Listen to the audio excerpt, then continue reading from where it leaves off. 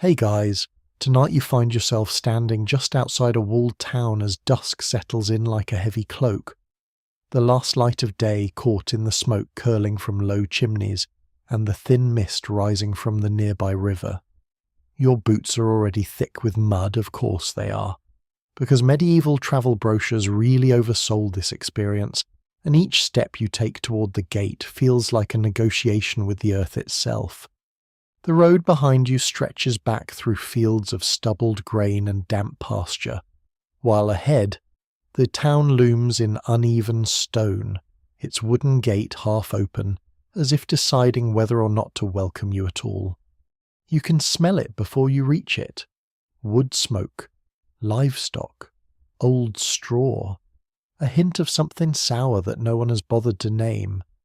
A bell tolls somewhere inside the walls, slow and steady, marking the hour in a way that feels less like timekeeping and more like a reminder that night is coming whether you're ready or not. You probably are not. In fact, you probably would not last a week out here. Not with the cold creeping through your cloak and the way your stomach already wonders when it will next be taken seriously. Still, you move forward, ducking beneath the heavy oak beam of the gate as a guard gives you a look that lands somewhere between curiosity and mild suspicion. His breath clouds in the cooling air, and his spear leans casually against his shoulder, though you suspect he could make it very uncasual if needed. Inside, the ground is no less muddy, just more crowded footprints layered upon footprints. Cart ruts filled with brown water reflecting torchlight in trembling streaks. So, before you get comfortable, take a moment to like the video and subscribe, but only if you genuinely enjoy what I do here. And while you're here, feel free to share where you're listening from and what time it is for you. There is something quietly comforting about knowing where in the world this story's reaching, like distant bells answering one another across valleys. Now, dim the lights, maybe turn on a fan for that soft background hum, and let's ease into tonight's journey together. You step deeper into the town, and the sounds shift around you, less wind, more voices. Low murmurs drift from doorways where people linger, wrapped in wool cloaks, discussing the day's small triumphs and disappointments. Somewhere, a dog barks and then stops abruptly, as if it remembered something more important to listen for.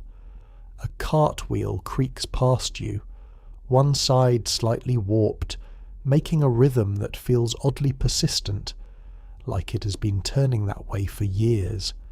You find yourself drawn toward a small cluster of men near a flickering torch set into an iron bracket on the wall.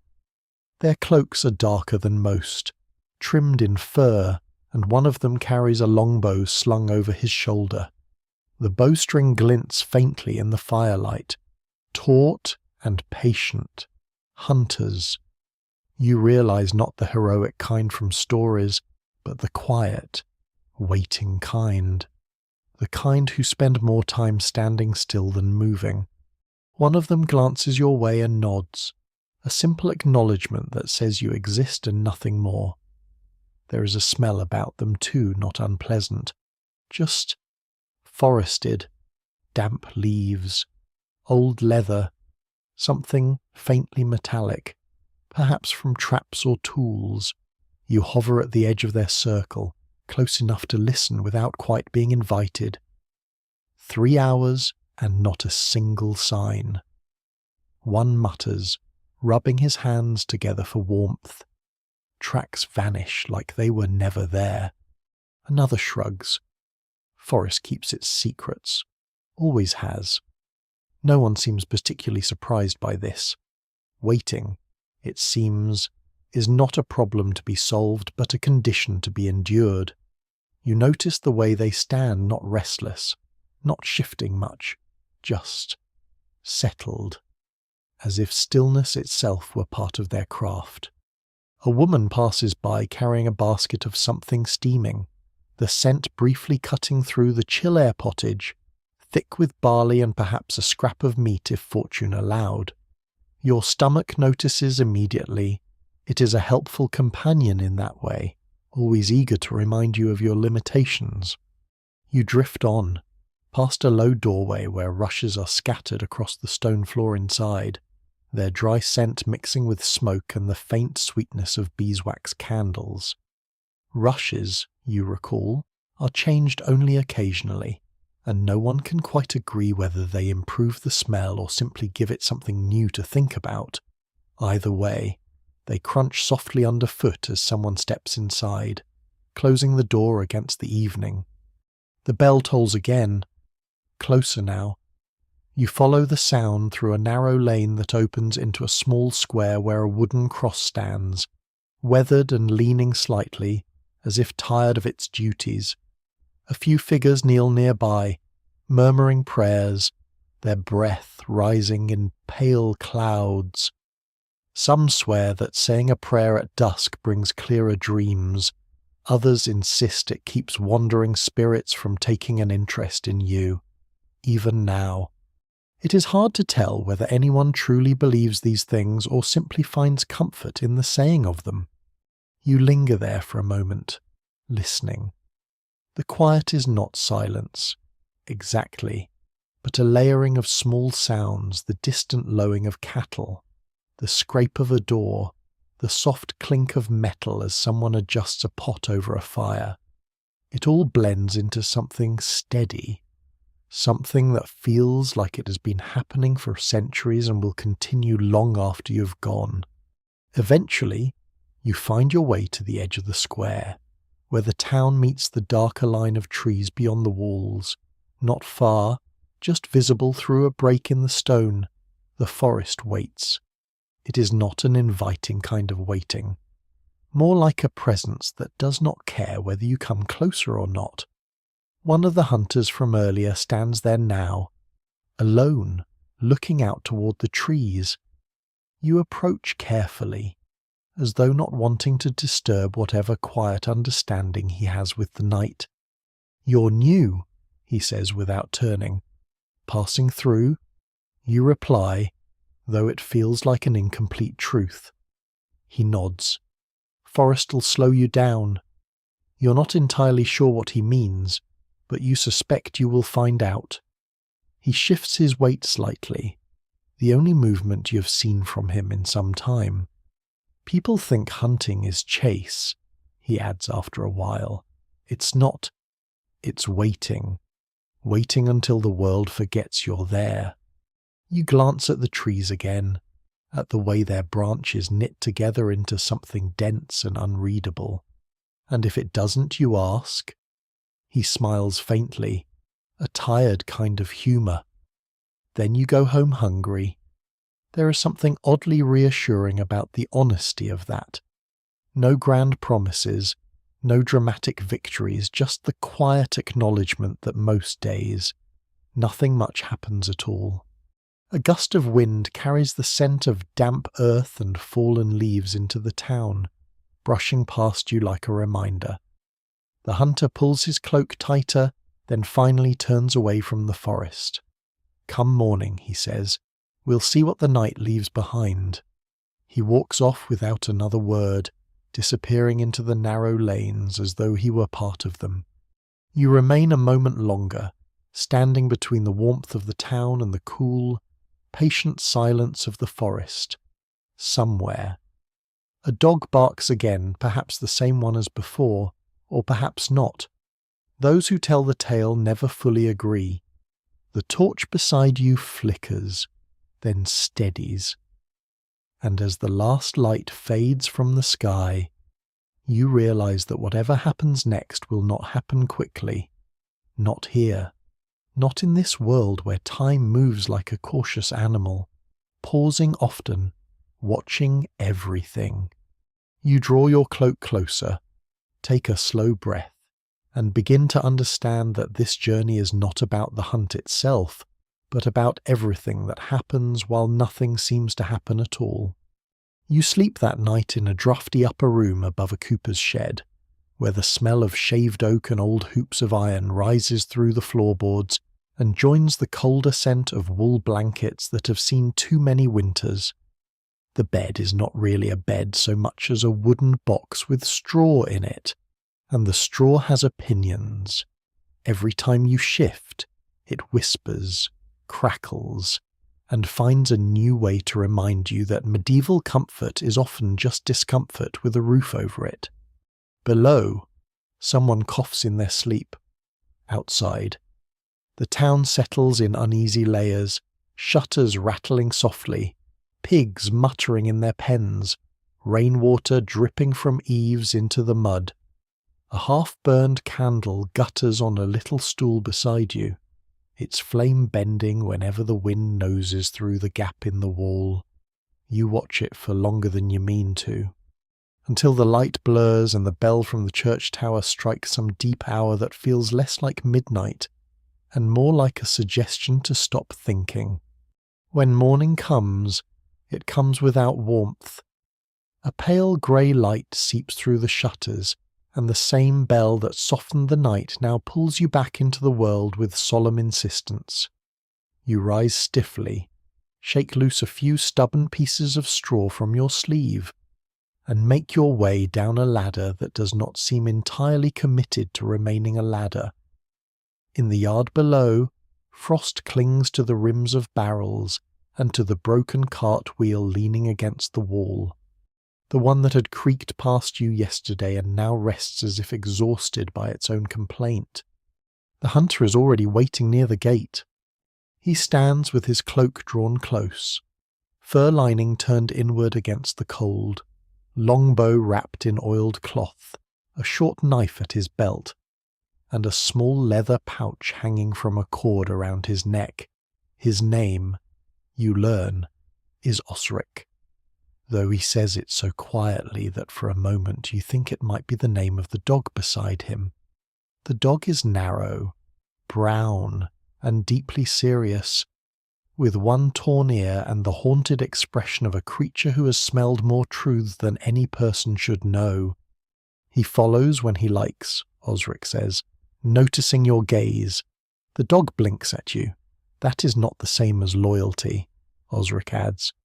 It feels unwise to disagree. The gate opens slowly, iron hinges groaning under the hands of two sleepy guards. Beyond the walls, the road dips toward low fields silvered with frost, then rises toward the dark edge of the Lord's forest. The trees stand close together, their bare branches tangled like old fingers. Somewhere beyond them lie deer runs, boar paths, hidden clearings, charcoal burners' pits, and all the small mysteries a forest keeps because people are too loud and too impatient to notice them. You pass beneath the gate, and the town's warmth falls behind you. Almost at once, the air changes. It is sharper outside the wall, cleaner too, though touched by smoke from distant cottages and by the rich damp scent of turned earth. Your boots press into the road with soft, sucking sounds. Osric walks ahead at a steady pace, neither hurried nor slow, and you begin to understand that his manner of movement is not laziness. It is economy. He spends no motion unless the day demands it. At the edge of the first field, a woman bends over a narrow strip of winter greens, her fingers red from cold. She glances up and nods, then quickly crosses herself when she sees the forest line ahead. Some swear that certain woods listen better before sunrise, and that a careless word spoken under bare branches may find its way into the ears of saints, wolves, or things older than both. No one can quite agree whether this is warning or excuse. But you notice Osric says nothing until you have crossed the field. Lord's Forest starts beyond that ditch, he says. The ditch is not impressive. It is shallow, muddy, and half hidden by reeds. But Osric stops before it as though it were a wall of polished stone. Doesn't look like much, you say. No, he replies. That's how laws prefer to hide. He points with two fingers toward a weathered post set near the ditch. On it hangs a strip of old cloth and a small wooden badge carved with the Lord's mark. The badge is dark from rain, but its meaning remains clear enough beyond this place. The forest belongs upward, not outward. The deer belong to the Lord. The timber belongs to the Lord. The right to hunt belongs to the Lord, unless he lends it, sells it, forgets it, or pretends he never did any such thing when the manor court asks questions. You stand there, looking at the ditch, and the whole land seems to tighten around it. Osric steps over first. You follow. Nothing happens, which somehow makes it feel more serious. Inside the boundary, the path narrows quickly. Frost softens underfoot where dead leaves cover the ground. The dog slips ahead, nose low, moving with sudden purpose and then stopping for no visible reason at all. You watch him sniff a root, a tuft of grass, an entirely ordinary patch of mud, and you begin to suspect that the world is full of messages you have spent your life walking over. Osric does not explain at once. He crouches near a shallow print in the mud, studying it while the pale sun lifts behind the trees. You crouch too, because crouching seems expected, though your knees object with surprising eloquence. Deer, you ask. Goat, he says. You look again. The print remains a print, politely refusing to clarify itself. From the miller's yard, he adds, wanders. You nod gravely, as though you too had considered the miller's goat. The dog sneezes. The forest receives this with dignity. You move on through the trees. Here, waiting begins not as stillness but as restraint. Osric does not crash through undergrowth. He does not speak unless needed. He lifts branches aside rather than breaking them, avoids puddles where a careless boot might spoil a track, and pauses often to listen. Each pause feels too long at first, then longer, then so long that your thoughts begin wandering off without you. A woodpecker taps somewhere high above. Water drips from last night's rain. A crow complains from a branch, and another answers with the bleak enthusiasm of someone who enjoys bad news. Far away, almost too faint to trust. A monastery bell marks the hour, its sound softened by mist and distance. That bell, Osric murmurs, helps some men keep count of time, of how long they've been cold. This is the second great lesson of the morning hunting is not mostly bows and brave poses. It is waiting while your toes become philosophical. It is standing under a wet tree while a squirrel judges you from above. It is learning not to scratch your nose when everything in creation suddenly depends on your nose remaining unscratched. At a narrow clearing, Osric stops beside a fallen oak. He removes a little twist of dried herb from his pouch and tucks it beneath a strip of bark. What is that you whisper? Betony. For luck for headaches. Luck if it works. Medieval remedies, you are discovering, have a flexible spirit. Betony is praised by some as a cure for everything from bad dreams to wounds to foolish thoughts. Though those who tell the tale never fully agree whether it heals the body or merely gives the body something respectable to do while time passes. Osric settles behind the fallen oak and gestures for you to crouch beside him. The dog lies down with a sigh that suggests he has done this many times and found humans consistently disappointing. Ahead, the forest opens slightly where thin grass grows between roots. There are marks there, small disturbances, faint trails pressed into the ground. Osric watches them with the attention of a scribe reading a difficult manuscript by candlelight. You watch too. Nothing moves. A bead of water slides from a branch and lands coldly on the back of your neck. Nothing continues to move. Your breathing sounds enormous. Your stomach, deeply unhelpful, makes a small questioning noise. Osric does not look at you, which is kind. The waiting stretches. Slowly, You begin to hear more, not because the forest grows louder, but because you grow less impatient. A faint rustle to the left becomes a blackbird scratching leaves. A soft creak above becomes two branches rubbing together. The dog's ears shift before you hear anything at all, and then even that turns out to be nothing you can name. You understand then what Osric meant at the town wall. Bravery might carry a person into the forest, but patience keeps them from ruining it. The hunt is not a charge into wildness. It is an agreement to become less noticeable than rain, less demanding than hunger, quieter than your own hope. The Lord's forest does not welcome you, but it does not reject you either. It simply waits longer than you can. And so you wait with it, damp cloak drawn close, cold hands tucked under your arms, the distant bell fading into the mist behind you, while somewhere in the wet green hush, the morning decides whether it will reveal anything at all. You remain beside the fallen oak until the light grows a little wider among the trees, though it never becomes warm. The frost retreats from the grass in thin silver threads, melting into droplets that tremble at the ends of blades and soak your knees through the wool of your hose. Osric does not move. The dog does not move.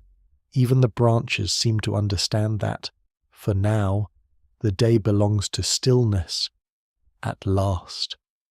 Osric lifts two fingers. You do not know whether this means wait, listen, follow, or kindly stop breathing like a bellows, but you choose silence, which seems safest. He leans forward, eyes fixed on the damp earth beyond the clearing. You follow his gaze and see, after several patient moments, what looks like nothing at all. Then nothing becomes something a narrow print pressed into softened mud near a root, pointed at the front, deeper on one side, beside it, another, then a faint scrape where the hoof has slipped. Now, dear, Osric whispers, you feel oddly proud, as though the deer has done this for your education. He waits another few breaths before rising. His knees make no sound. Yours produce a small creak that feels personally embarrassing, like a door opening in a chapel during prayer. The dog gives you one brief look and then lowers his nose to the ground.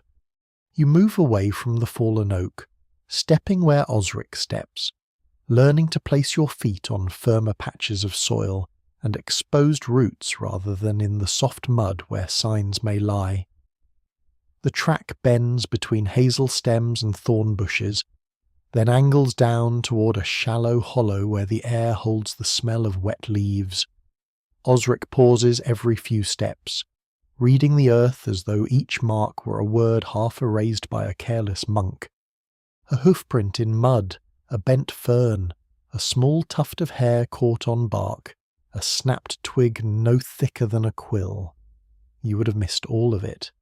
You have spent years, perhaps, thinking the world was plain beneath your feet, when in truth it has been quietly writing letters you never learned to read. The dog moves ahead, then stops at a patch of churned ground. Osric crouches beside him. You crouch too, more slowly this time, because your legs have begun negotiating for better terms. 2 past. Osric murmurs, maybe 3. You stare down. The mud looks like mud. It has the deep seriousness of mud that knows it will not be questioned successfully. How can you tell? He points. This one lighter, smaller. This one broke the edge after. Came later. You nod, and for a moment you truly see it, the layered marks, the slight difference in depth, the way one print has spoiled another.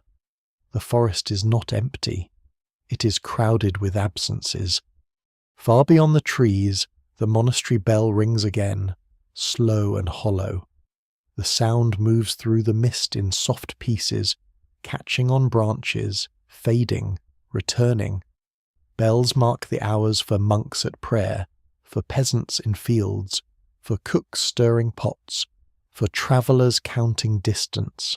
and for hunters who have no better clock than cold fingers and a stomach that grows increasingly legalistic about its rights. Osric listens until the final note is gone. Prime, he says. The word settles gently in the air. The day is still young, yet already it feels ancient. You continue down the hollow and across a narrow stream, where stones slick with moss make your passage awkward.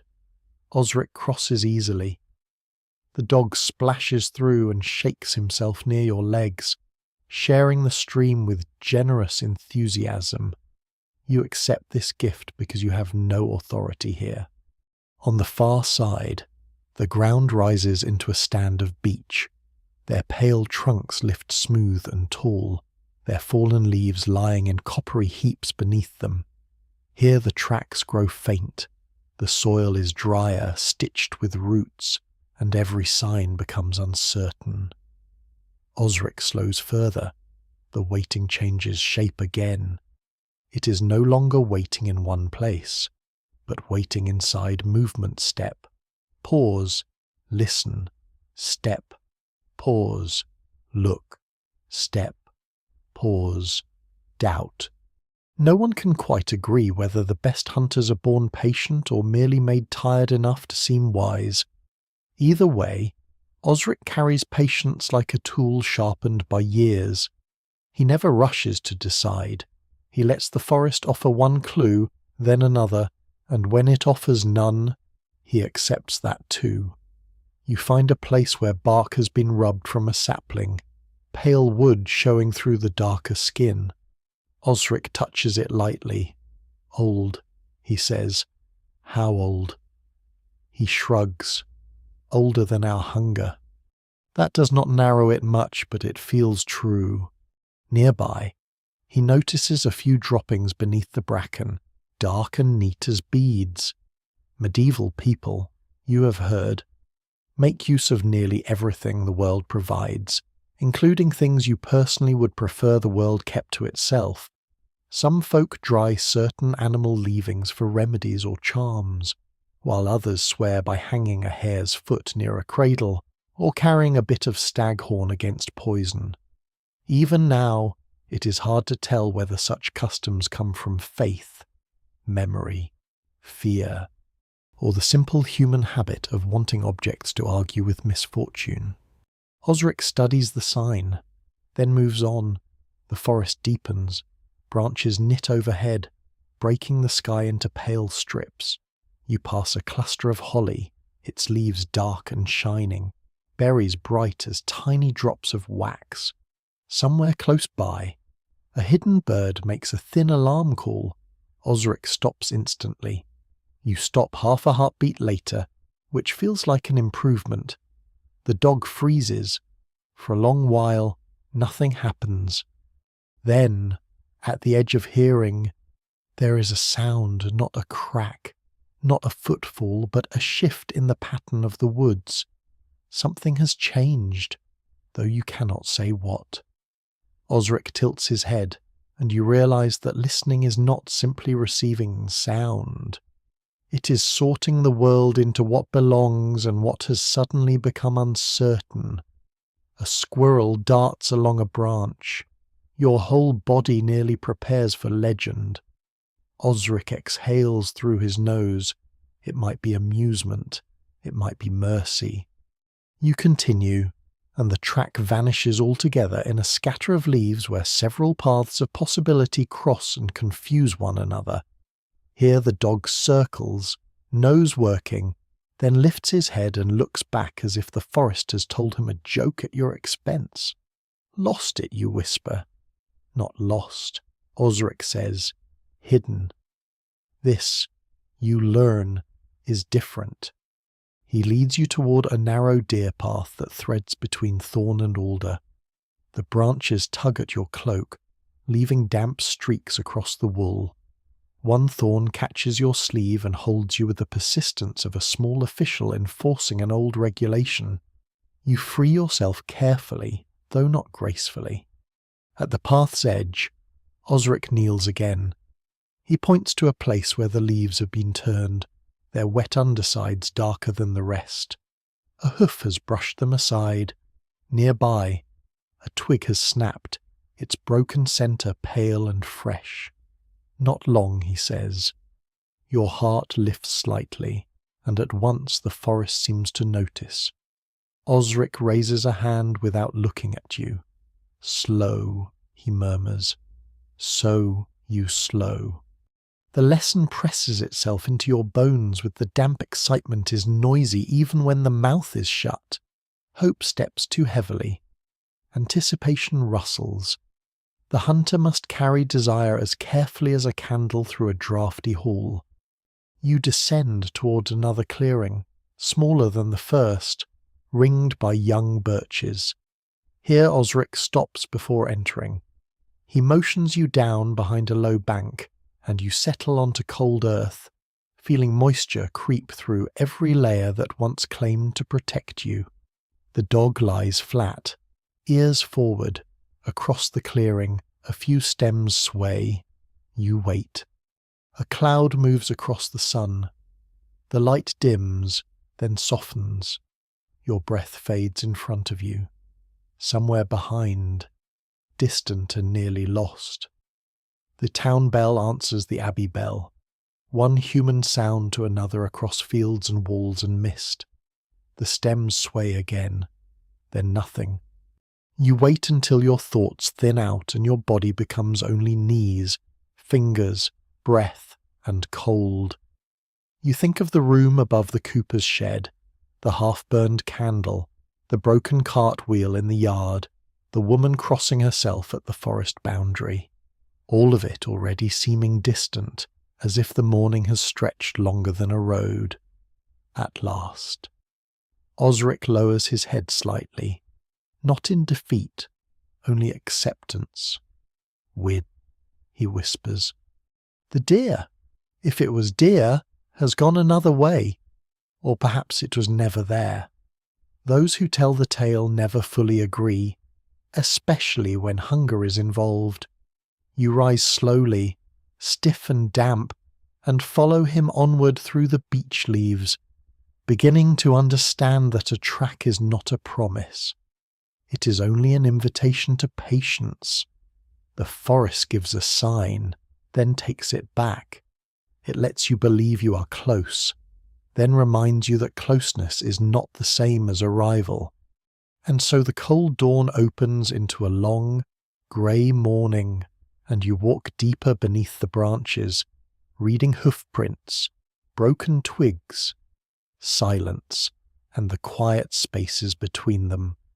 By the time the rain begins, you have already been damp for so long that the first drops feel less like weather and more like confirmation. They gather quietly on the black tips of branches, bead along the seams of your cloak, and fall in cold little taps against your hood. The forest darkens without hurry. Every leaf becomes glossier, every root slicker, every patch of mud more eager to keep a memory of your boot. Osric leads you beneath a tangle of hazel and young ash, where the branches knit low enough to hide you from the small clearing beyond. There is no grand view, no stirring moment of pursuit, only a narrow space between thorn and trunk where you must fold yourself like a poorly packed bundle. The dog settles first, curling his paws under him with an expression that suggests he has known better company, but worse weather. Here, Osric whispers.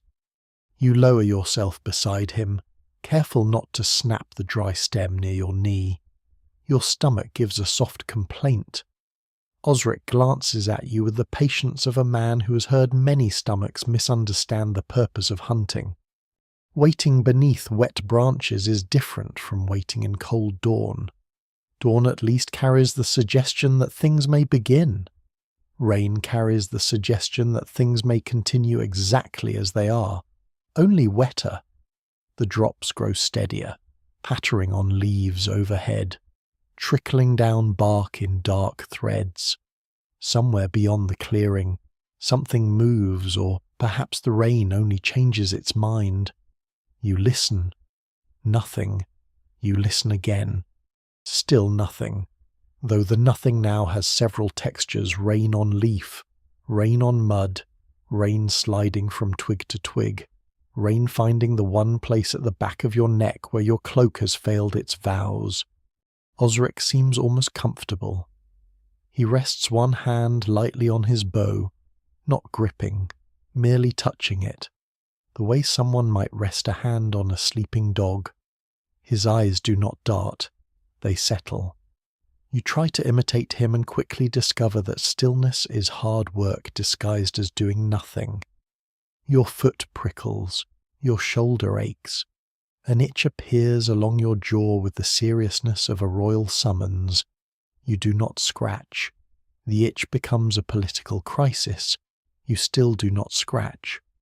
A crow calls from deeper in the woods, harsh and sudden.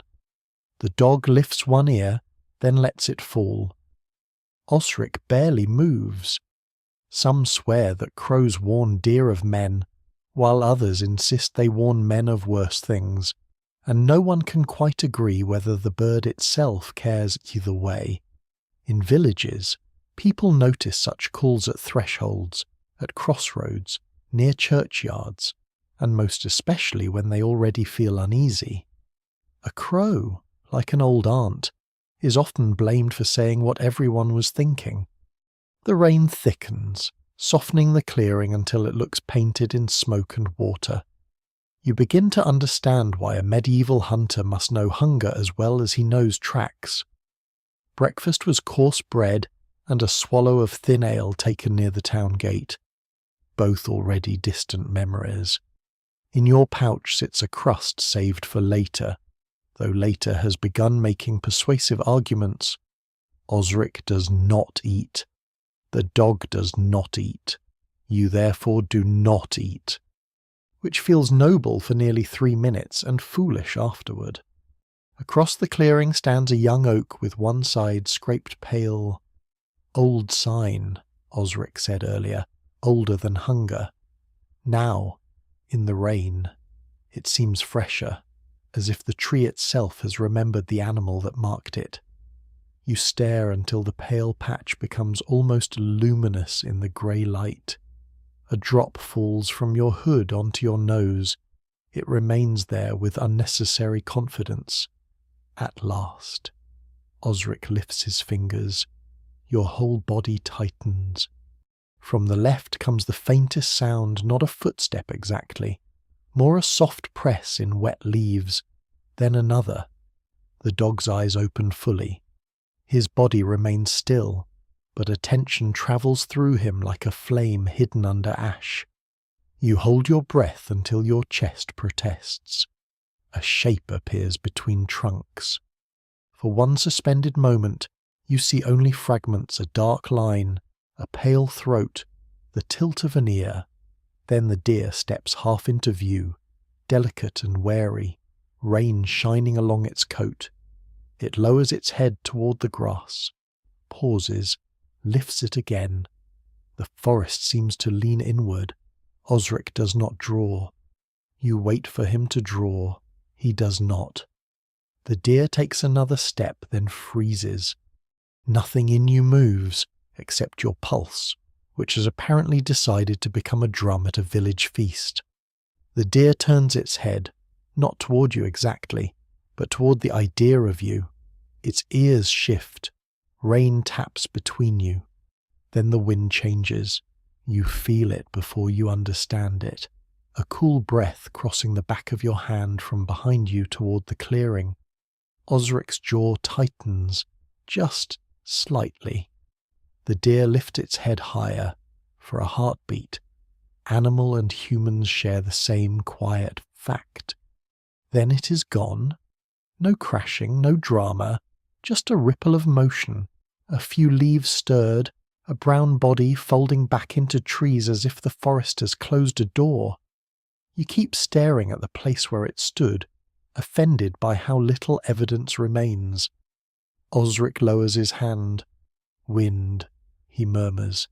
Again, that one word, calm and merciless.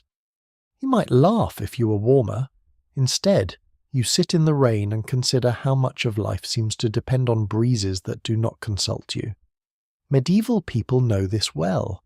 Wind turns mills, drives smoke into eyes, carries sickness according to some physicians, and ruins hunts with the delicacy of a court messenger delivering bad news.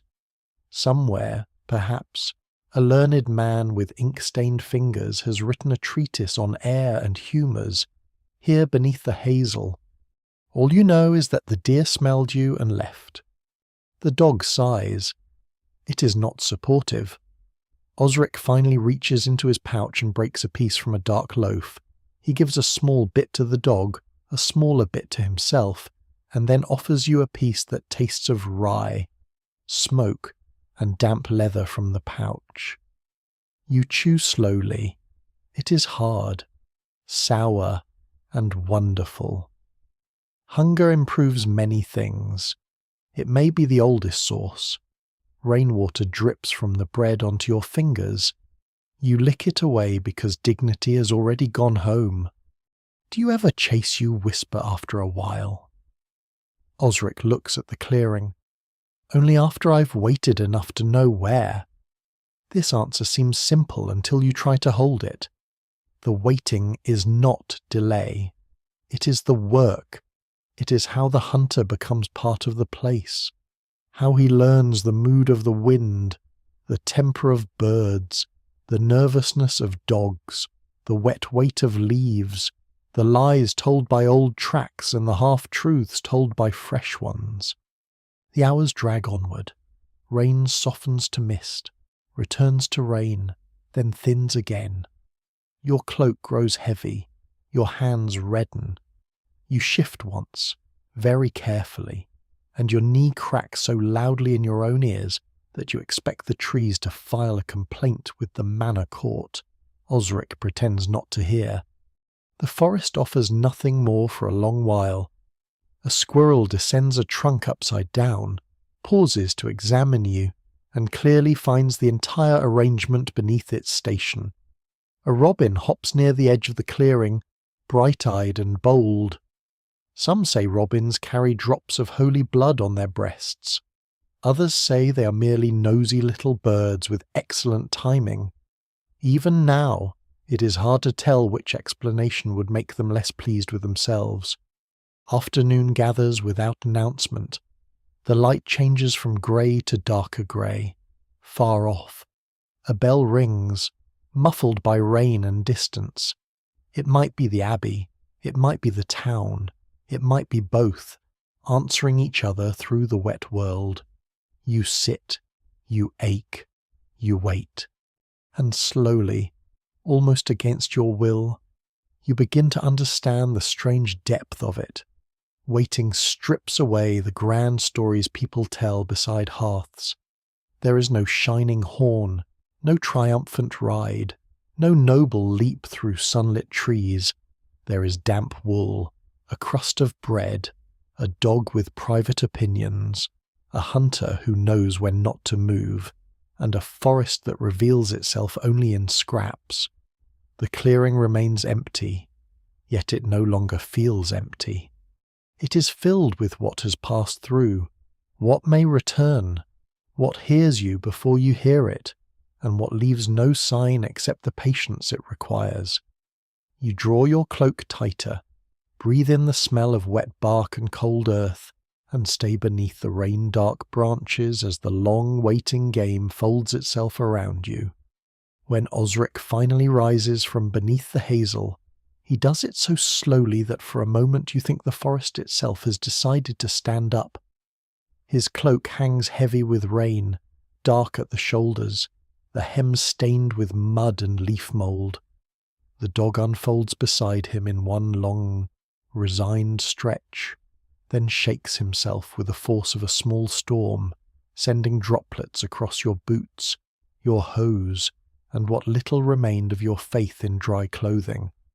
You stand too, though standing feels less like an action and more like reopening negotiations with every joint you own. Your knees are stiff, your fingers are cold, your cloak has become an entire wet sheep draped around your shoulders. somewhere behind the clouds. The afternoon continues, though it does so privately, without offering much light. Osric says nothing at first. He looks once across the clearing where the deer appeared and vanished, then turns away as if closing a book with no ending. You follow him through the undergrowth, leaving the waiting place behind. The rain thins into a drifting mist, soft enough to seem harmless and persistent enough to prove it is not. Bracken brushes your legs, bare twigs comb at your sleeves. The dog trots ahead, pausing now and then to smell things you hope are important. The path, if it can be called a path, bends through a stand of alder and down into wetter ground. You hear water before you see it, a slow, sucking seep beneath moss and root. The sort of place where footprints survive longer than pride. Osric skirts it carefully, stepping onto hummocks of grass and old stones half buried in mud. You try to copy him and manage only a modest betrayal by one boot, which sinks ankle deep with a sound like a disappointed cow. The dog looks back. You have remarks you mutter. He offers none, which somehow feels worse. Beyond the wet hollow, smoke appears between the trees, not much, just a blue thread rising crookedly into the mist. Osric sees it and alters course. Soon you notice signs of human keeping, cut branches stacked beneath a lean-to, a strip of hide stretched on a frame, a bundle of poles, a little fence made from woven hazel that would not stop a determined pig but might at least make the pig feel addressed. At the centre stands a low hut roofed with turf and thatch, its walls daubed with clay, its doorway covered by a patched hide curtain stiff from weather. The forester's place, Osric says. You hear a cough from inside, then a voice says, "If you've brought rain, take it back."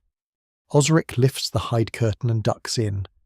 You follow, bending low, and the sudden closeness of the hut wraps around you smoke, damp wool, old leather, dried herbs, dog, and the thick, warm promise of something simmering over the small hearth. The ceiling is black with soot. Bundles of plants hang from the rafters beatony. Mugwort, yarrow, perhaps, though they are mostly shadows and brittle stems to your untrained eye.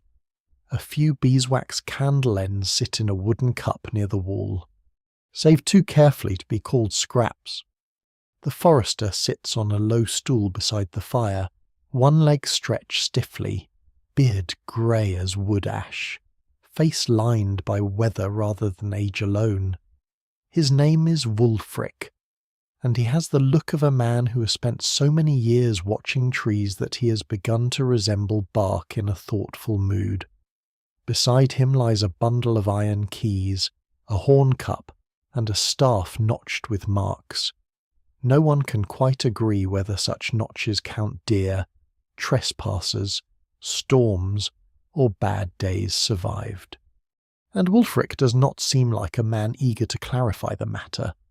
He squints at you. "Town feet," he says. You glance down at your mud-caked boots. They used to be. He gives a small grunt that may be approval, mockery, or merely breath leaving by habit. Osric lowers himself near the hearth, and you gladly do the same. Heat reaches your shins first, painful and wonderful, then creeps toward your hands as you hold them out. Steam rises from your sleeves. The dog settles immediately by the warmest spot, because he understands life better than most people. A pot hangs over the fire, bubbling thickly. Wulfric takes a wooden ladle and stirs it with ceremonial slowness. Pottage, of course, barley. Onion, beans, perhaps nettle, perhaps a shred of smoked pork if fortune has not been entirely absent.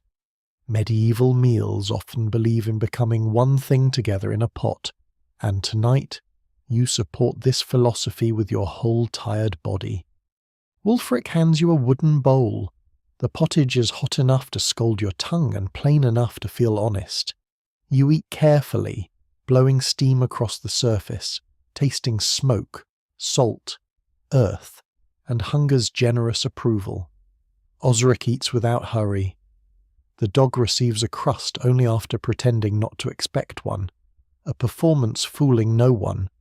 Any sign Wulfric asks, "Deer in the lower clearing," Osric says, "Wind turned." Wind always turns when it hears a man make plans. This seems accepted as practical wisdom. Wulfric reaches toward the rafters and takes down a small twist of red thread tied around dried leaves. He tosses it into the edge of the fire where it smokes sharply. "For the damp," he says. You're not certain whether he means the damp in the hut, the damp in your bones, or the damp in the entire kingdom. Some swear that mugwort keeps away weariness on long roads, and that yarrow can close wounds, settle fevers, or confuse evil spirits long enough for a person to finish supper. Even now, it is hard to tell whether the herbs do the curing, or whether people simply need the comfort of believing the world has hidden remedies within reach. The smoke curls upward. It smells bitter, green, and old. Wulfric gestures toward the doorway. Forrest is restless. Osric glances at him. Boar, maybe. Wulfric scratches his beard. Maybe men. That word sits heavier in the hut than boar. You learn, as the rain whispers on the thatch, that the forester's work is not only knowing trees and animals. He watches boundaries. He notes cut timber. He remembers who has permission to gather deadwood, who has taken more than deadwood, who claims a fallen branch was already in his cart when the cart somehow wandered into the Lord's preserve. Manor courts care greatly about such distinctions, especially when fines can be collected with solemn faces and open palms. A poor woman may gather sticks for her hearth and still fear being called a thief if the wrong man sees her. A boy may set a snare for a rabbit and find himself accused of reaching above his station. The forest feeds people, warms people, hides people, and punishes people, often depending on who is asking. The Lord's deer walk through it like velvet coins.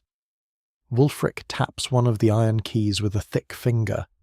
"North gate to the wood pasture," he says. "Locked at dusk. Should have been locked last night. Wasn't..." Osric looks toward the doorway again. You remember the town gate at dusk, the guard's suspicious stare, the broken cartwheel in the cooper's yard, the monk you glimpsed crossing the square with his hood drawn low. The memories do not yet fit together, but they sit close in your mind, like strangers sharing a bench before a fire.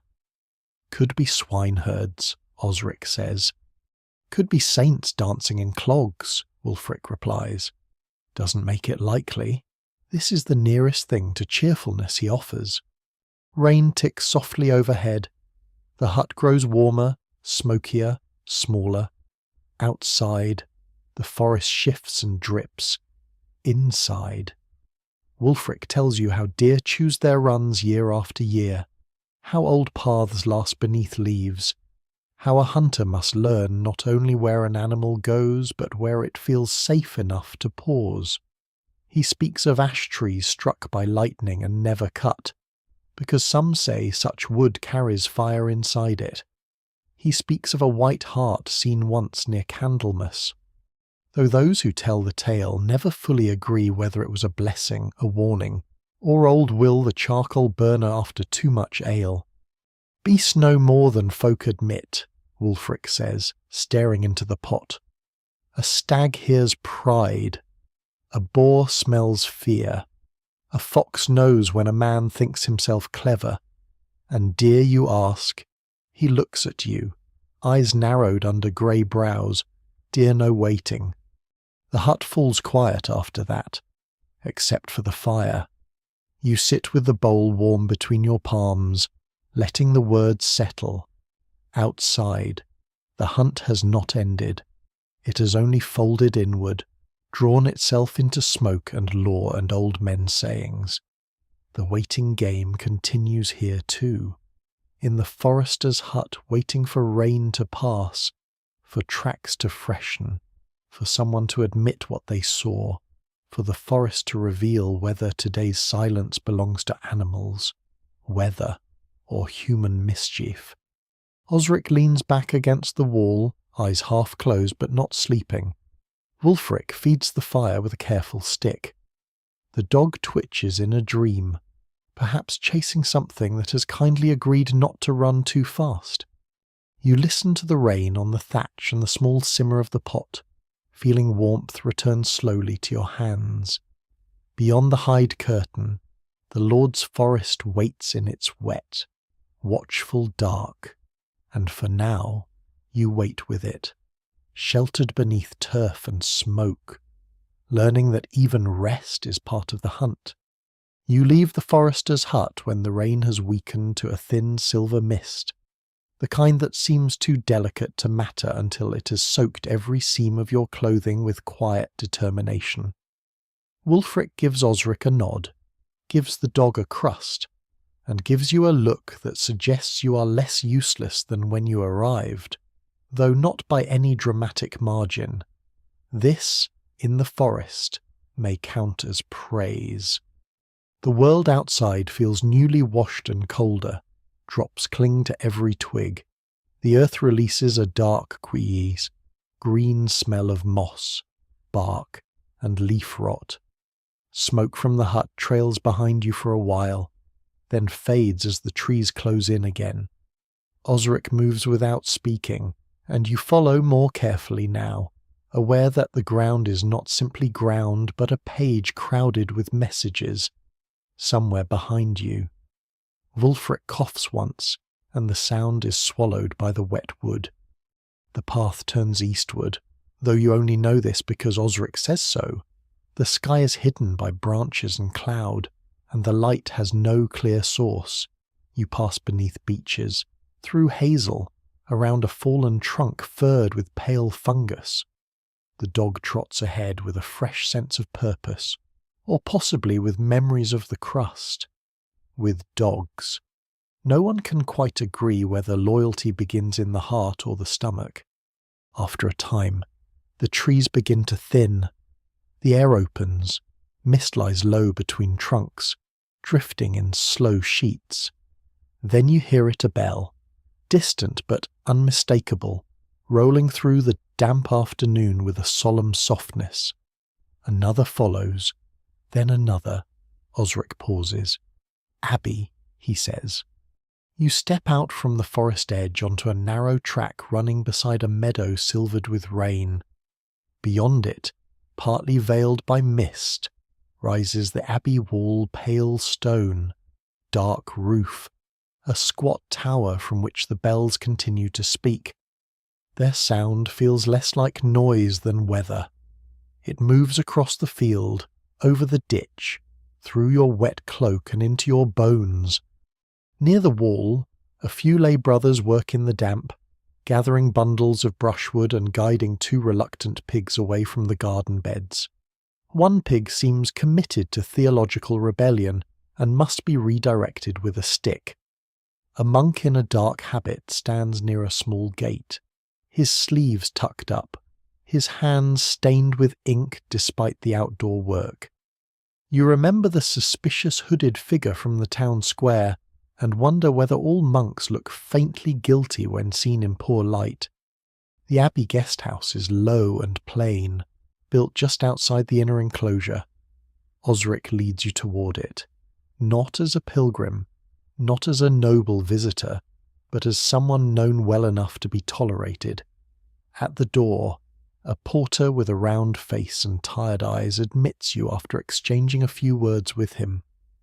The porter wears a small wooden cross at his belt and carries an iron key large enough to make any door reconsider its choices. Inside, the guest house smells of damp wool, rushes, warm bread, and beeswax. A small fire burns in the hearth, not large, but sincere.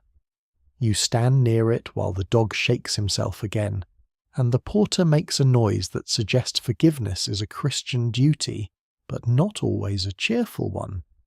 A bowl of watered ale is passed to you, along with coarse bread and a little cheese. The cheese is hard, sharp, and determined. You eat gratefully. On a nearby table, a pilgrim badge shaped like a scallop shell lies beside a folded cloak, catching the candlelight with dull pewter gleam. Someone has left a charm of knotted thread near the windowsill, perhaps against fever, perhaps against nightmares, perhaps against monks who snore, even now. It is hard to tell whether such charms are meant to help the body, calm the mind, or simply give worry a place to sit. The bell rings again. Osric counts under his breath. None, the porter says, noticing. You forest men count bells as if they owe you money. They owe me daylight, Osric replies. The porter smiles faintly and pours a little more ale. Here, time belongs to bells. The abbey measures the day in prayers prime, terce, sext, none, vespers, compline, and the deep night offices when most sensible bodies wish to remain under blankets. For monks, each bell is a summons toward God. For hunters, it is a reminder of how long the waiting has lasted, how much light is left, how cold the fingers have become, how far the forest still stretches before dusk. A young scribe passes through the guest house carrying a board, parchment sheets, and a horn of ink.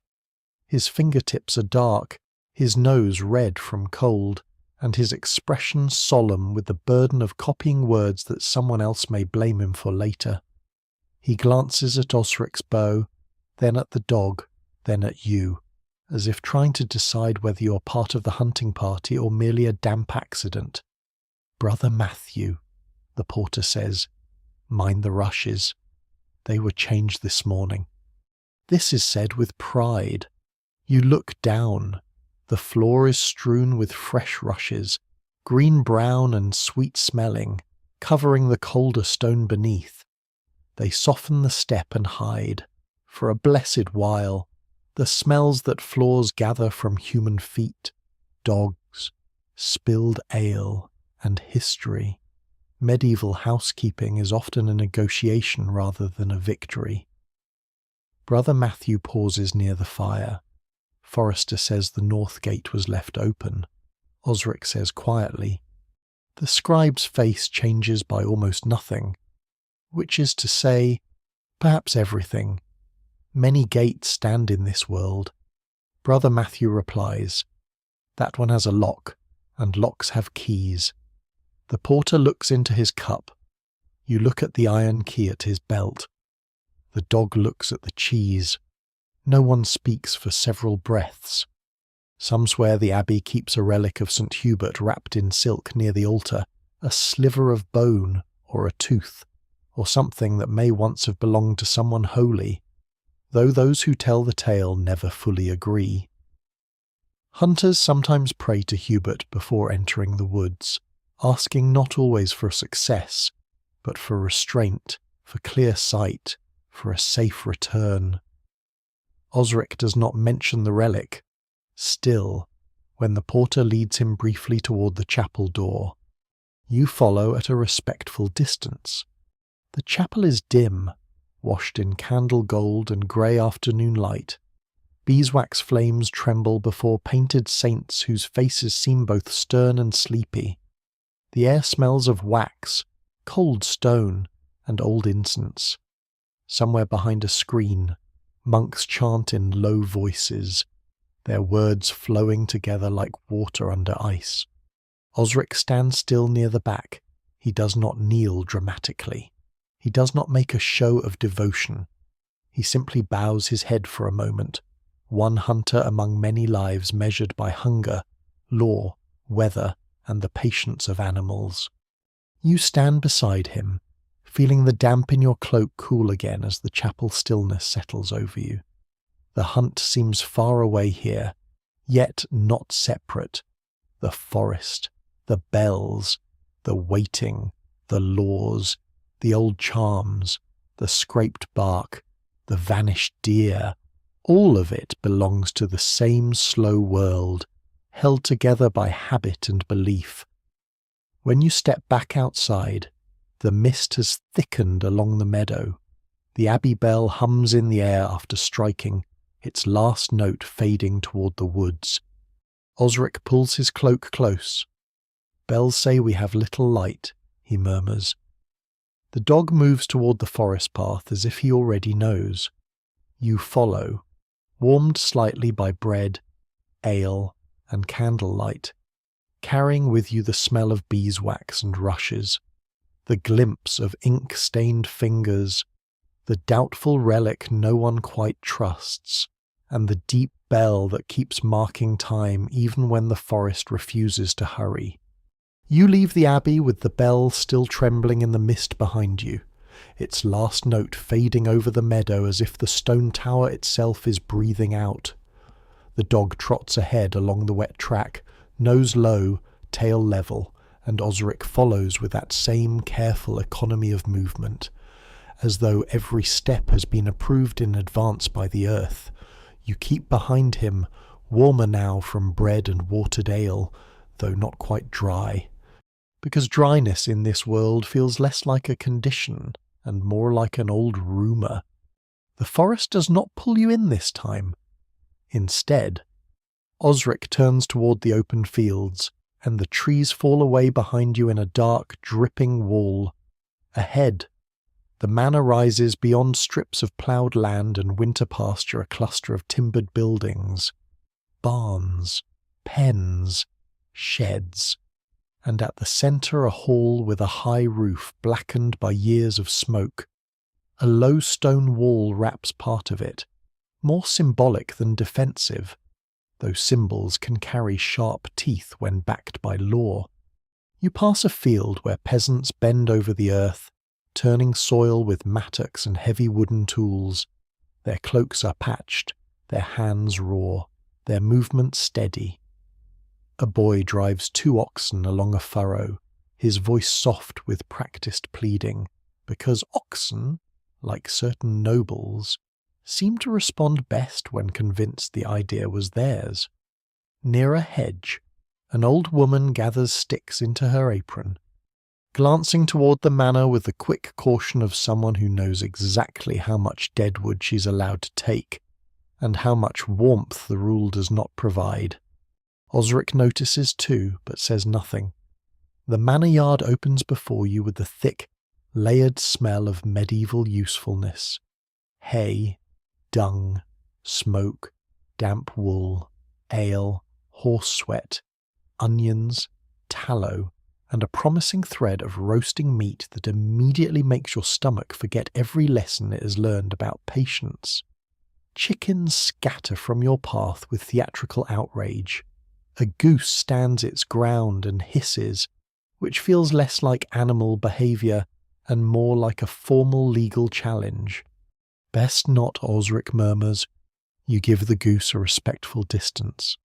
Near the stable, a groom rubs down a grey horse with a twist of straw. Under an awning, 2 servants clean leather straps and check buckles, laying out equipment with the care of church vessels.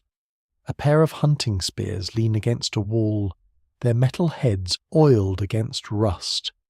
Nets are coiled nearby, along with cords, bells for dogs, and a stack of rough wooden trenchers waiting to serve someone's supper before becoming someone else's plate for scraps. Medieval life, you are learning. Wastes less than it smells. Several dogs are tethered near a kennel shed, and they greet Osric's dog with a storm of sniffing, whining, and opinion. His dog, after a brief inspection, pretends not to know them. This is apparently a respectable social strategy. A kitchen girl hurries past, carrying a basket of coarse bread, her sleeves rolled, her cheeks flushed from the heat of the ovens. Behind her, through an open doorway, you glimpse the manor kitchen's soot-black rafters, hanging hooks, a wide hearth, women stirring pots, a boy turning a spit, another boy being told he's turning it badly. Bunches of herbs hang from beams. Salted fish lies on a board. A cook with red hands shouts for more onions with the urgency of a commander defending a bridge. The hunt, you realize, feeds more than the Lord's pride. It fills kitchens, assigns labor, sharpens knives, dirties floors, sets dogs barking, gives servants extra tasks, and gives hungry mouths extra hopes. The animal, if taken, will pass from forest silence into a world of boiling pots, carved portions, table manners, hierarchy, grease, gossip, and bones. At the hall door, a steward in a fur-edged gown stands with a wax tablet in one hand and irritation in the other. His belt carries an iron key, smaller than the abbey porter's but polished by constant use. He looks Osric up and down. Empty-handed, he says. Waiting-handed. Osric replies, "The steward does not smile. Some men are born without that household expense. The Lord rides tomorrow if the weather clears," he says. He expects sign. The deer expect not to be found. Then persuade them otherwise. Osric lowers his eyes. Not in submission exactly, but in the careful manner of a man who knows which arguments cost money. You stand beside him, wet cloak steaming faintly in the yard air, and feel again how hunting is tied to rank. The Lord may speak of sport, the servants speak of meat, the forester speaks of law, the peasants speak softly of hunger, if they speak at all, and the hunter stands between them, waiting for the forest to provide an answer no one can command. A few men gather near the hall steps, a young noble with a bright cloak and soft gloves, an older knight with a scar near his jaw, 2 attendants carrying horns.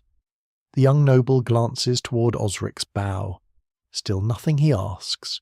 Sign enough, Osric says, not certainty. The young man laughs lightly. A stag is not a sermon. Find it. You have the sudden sense that many people who are warm indoors become experts in outdoor matters. The older knight says nothing. He only looks at Osric, then toward the dark line of the forest, and his face suggests he remembers enough cold mornings to trust silence over laughter. Near the kennel, a huntsman rubs ointment into a dog's cracked paw. It smells of grease, rosemary, and something sharper. He says it keeps soreness down and ill luck away, though no one can quite agree whether the rosemary helps the paw, the luck, or the confidence of the man applying it. Beside him, a boy ties a red thread around another dog's collar. Some swear such threads guard against the evil eye, especially when a fine animal draws envy. The dog appears mostly interested in chewing it. You're given a place near a side fire, where servants warm their hands between tasks. A woman ladles thin pottage into bowls for those working in the yard, and you receive one with gratitude so sincere it almost deserves a witness. The pottage tastes of barley, leek, and smoke. You eat from the bowl with a wooden spoon while standing near a wall where old antlers hang, dusty and impressive. They seem less like trophies than reminders, proof that waiting sometimes ends, though not always for the one who waits. The suspicious monk appears just after the pottage, crossing the yard with his hood low and his sandals muddied to the ankle. Brother Matthew, perhaps, or another brother shaped by the same damp cloth and secretive posture. He speaks briefly with the steward near the hall door. The steward's face tightens. The monk hands him a folded scrap of parchment sealed with a dab of wax. Osric sees it. So do you. The dog, who's been licking an empty bowl, also looks up, and for a strange moment you suspect he sees more than any of you.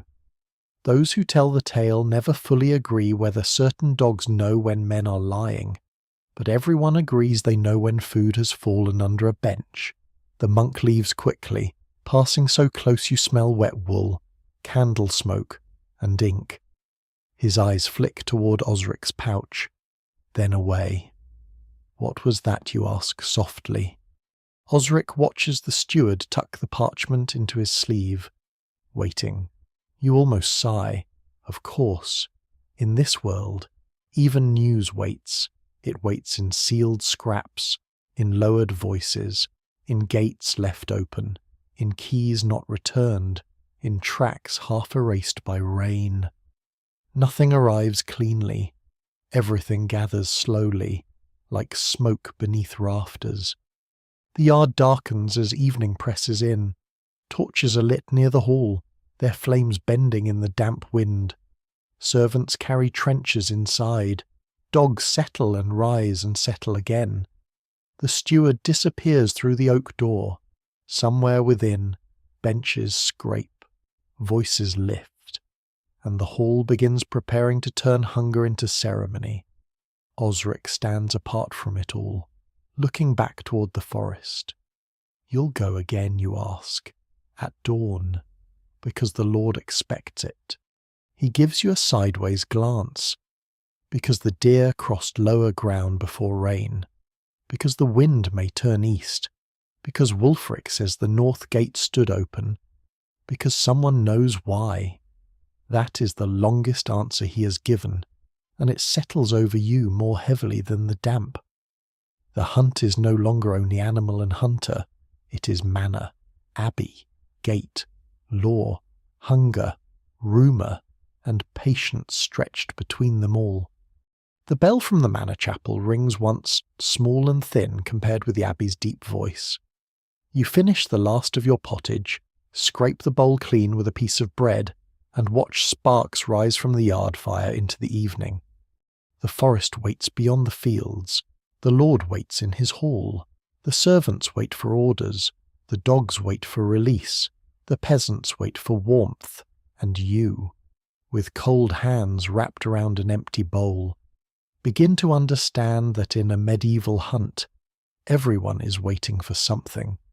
Rain returns before full dark, sliding first as a whisper through the manor yard, then as a steady tapping on shingles, barrels, helmets, and the stretched hides near the kennels. The servants move faster when it comes, not because they are surprised, but because rain has a way of giving every task a second task. Wood must be covered, dogs must be shifted, doors must be barred, cloaks must be hung where they will not dry but may at least consider the idea. Osric leads you toward the outer gatehouse, where the road from the manor bends toward the town and the forest road beyond. It is not a grand fortress tower, just a squat stone chamber with an arch beneath it, a small upper room, and a roof that leaks in a manner both ancient and personal. A guard sits inside on a bench, polishing a buckle by firelight while looking as though he's been waiting for someone interesting to blame for the weather. Forest shut, Osric asks. Forest's wet, the guard replies, same as everything else. His name is Edric, and he has a square face, a red nose, and the weary calm of a man who has watched too many people arrive with urgent reasons to pass through gates after sundown. Beside him, a lantern hangs from an iron hook. Rushes cover the stone floor, though they're old and flattened, carrying the smells of boot mud, damp wool, smoke, dog, and yesterday's ale. Near the hearth, a small pot warms over coals, and the scent of onions drifts from it with humble confidence. You step beneath the arch just as rain thickens outside, turning the yard into a blur of torchlight and silver lines. The gate is not closed entirely, but one heavy leaf has been drawn inward and the other stands ready. The iron hinges shine black with water. Beyond them, the road fades quickly into darkness, and past that, somewhere unseen, waits the Lord's forest with all its wet leaves and unfinished answers. Inside the gatehouse, several others have taken shelter, A peddler sits with a pack between his knees, its oilcloth cover tied tight. A pilgrim woman leans against the wall, her cloak pinned with two pewter badges, one shaped like a shell and one like a tiny saint whose identity has been rubbed nearly smooth by weather and hope. A boy from the kitchens crouches near the fire, supposedly carrying a message, though he seems mainly devoted to warming his hands, and in the corner, hood low. Sleeves damp sits the suspicious monk. Of course he does. Medieval roads are very good at gathering the same people again, as if the land itself has limited imagination. The monk keeps his eyes lowered, but the firelight catches ink stains along two fingers. Brother Matthew, then, unless the abbey produces suspicious ink-stained monks by the dozen, which, to be fair, it might. He holds a small leather satchel against his side. Rainwater drips from the hem of his habit onto the rushes. Edric pokes the fire with an iron rod. Sparks lift and vanish. None pass Forest Road tonight, he says, not to anyone in particular. Lord's order, the peddler sighs. My goods won't sell themselves. They're welcome to try, Edric says. The pilgrim woman crosses herself. Bad night for woods. All nights are bad for woods if you ask townsfolk, Osric says. She looks at him sharply, then softens when she sees the bull, Hunter. Sometimes that means mostly waiting. Then Osric gives her the faintest nod, and you feel strangely pleased that someone else understands. The peddler snorts, but quietly, perhaps because Osric's dog has settled near his boot and is staring at him with the expression of a small judge. Rain drums harder on the roof, somewhere above. Water finds the leak and drops steadily into a wooden bowl placed beneath it. Plink, pause, plink, pause. It begins to mark time more reliably than the conversation. The pilgrim woman unwraps a scrap of cloth and reveals a little piece of dark bread and dried apple. She eats slowly, then offers a sliver of apple to the kitchen boy, who accepts as though receiving a relic. She has come, she tells the room, from a shrine 2 days east where a saint's finger bone is said to cure fever, though no one can quite agree whether the bone is truly a finger, truly saintly, or particularly interested in fevers. Still, people come. They bring coins, candles, wool, grief, hope, and sometimes chickens. The saint, by all accounts, receives them patiently. Patience again. You murmur. Osric hears you. Everything worth doing here seems to require it. Even selling ribbons, the peddler says gloomily, especially selling ribbons. Edric replies, I've seen your ribbons. This produces a small, sleepy laugh around the fire, even from the kitchen boy, who quickly pretends he only coughed. Brother Matthew does not laugh. Osric notices. The gatehouse grows dimmer as night settles beyond the arch. Edric lights a beeswax candle from the hearth and sets it on the ledge near the gate chain. Its flame burns cleaner than tallow, with a soft golden steadiness that makes the wet stones glow. Beeswax is dearer, saved for churches, halls, and moments when someone wants the darkness to behave respectfully.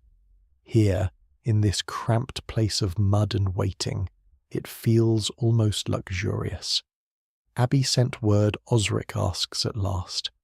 Brother Matthew looks up. The room does not fall silent all at once, but it thins. The peddler pauses with one hand in his pack. The pilgrim lowers her bread. Edric stops poking the fire. Many words pass between Abbey and Manor. Brother Matthew says, That one had wax on it. Most written words prefer not to fall open in rain. Osric's face remains calm. North Gate was left open. Brother Matthew's fingers tighten on the satchel. Edric's eyes shift toward the gate chain.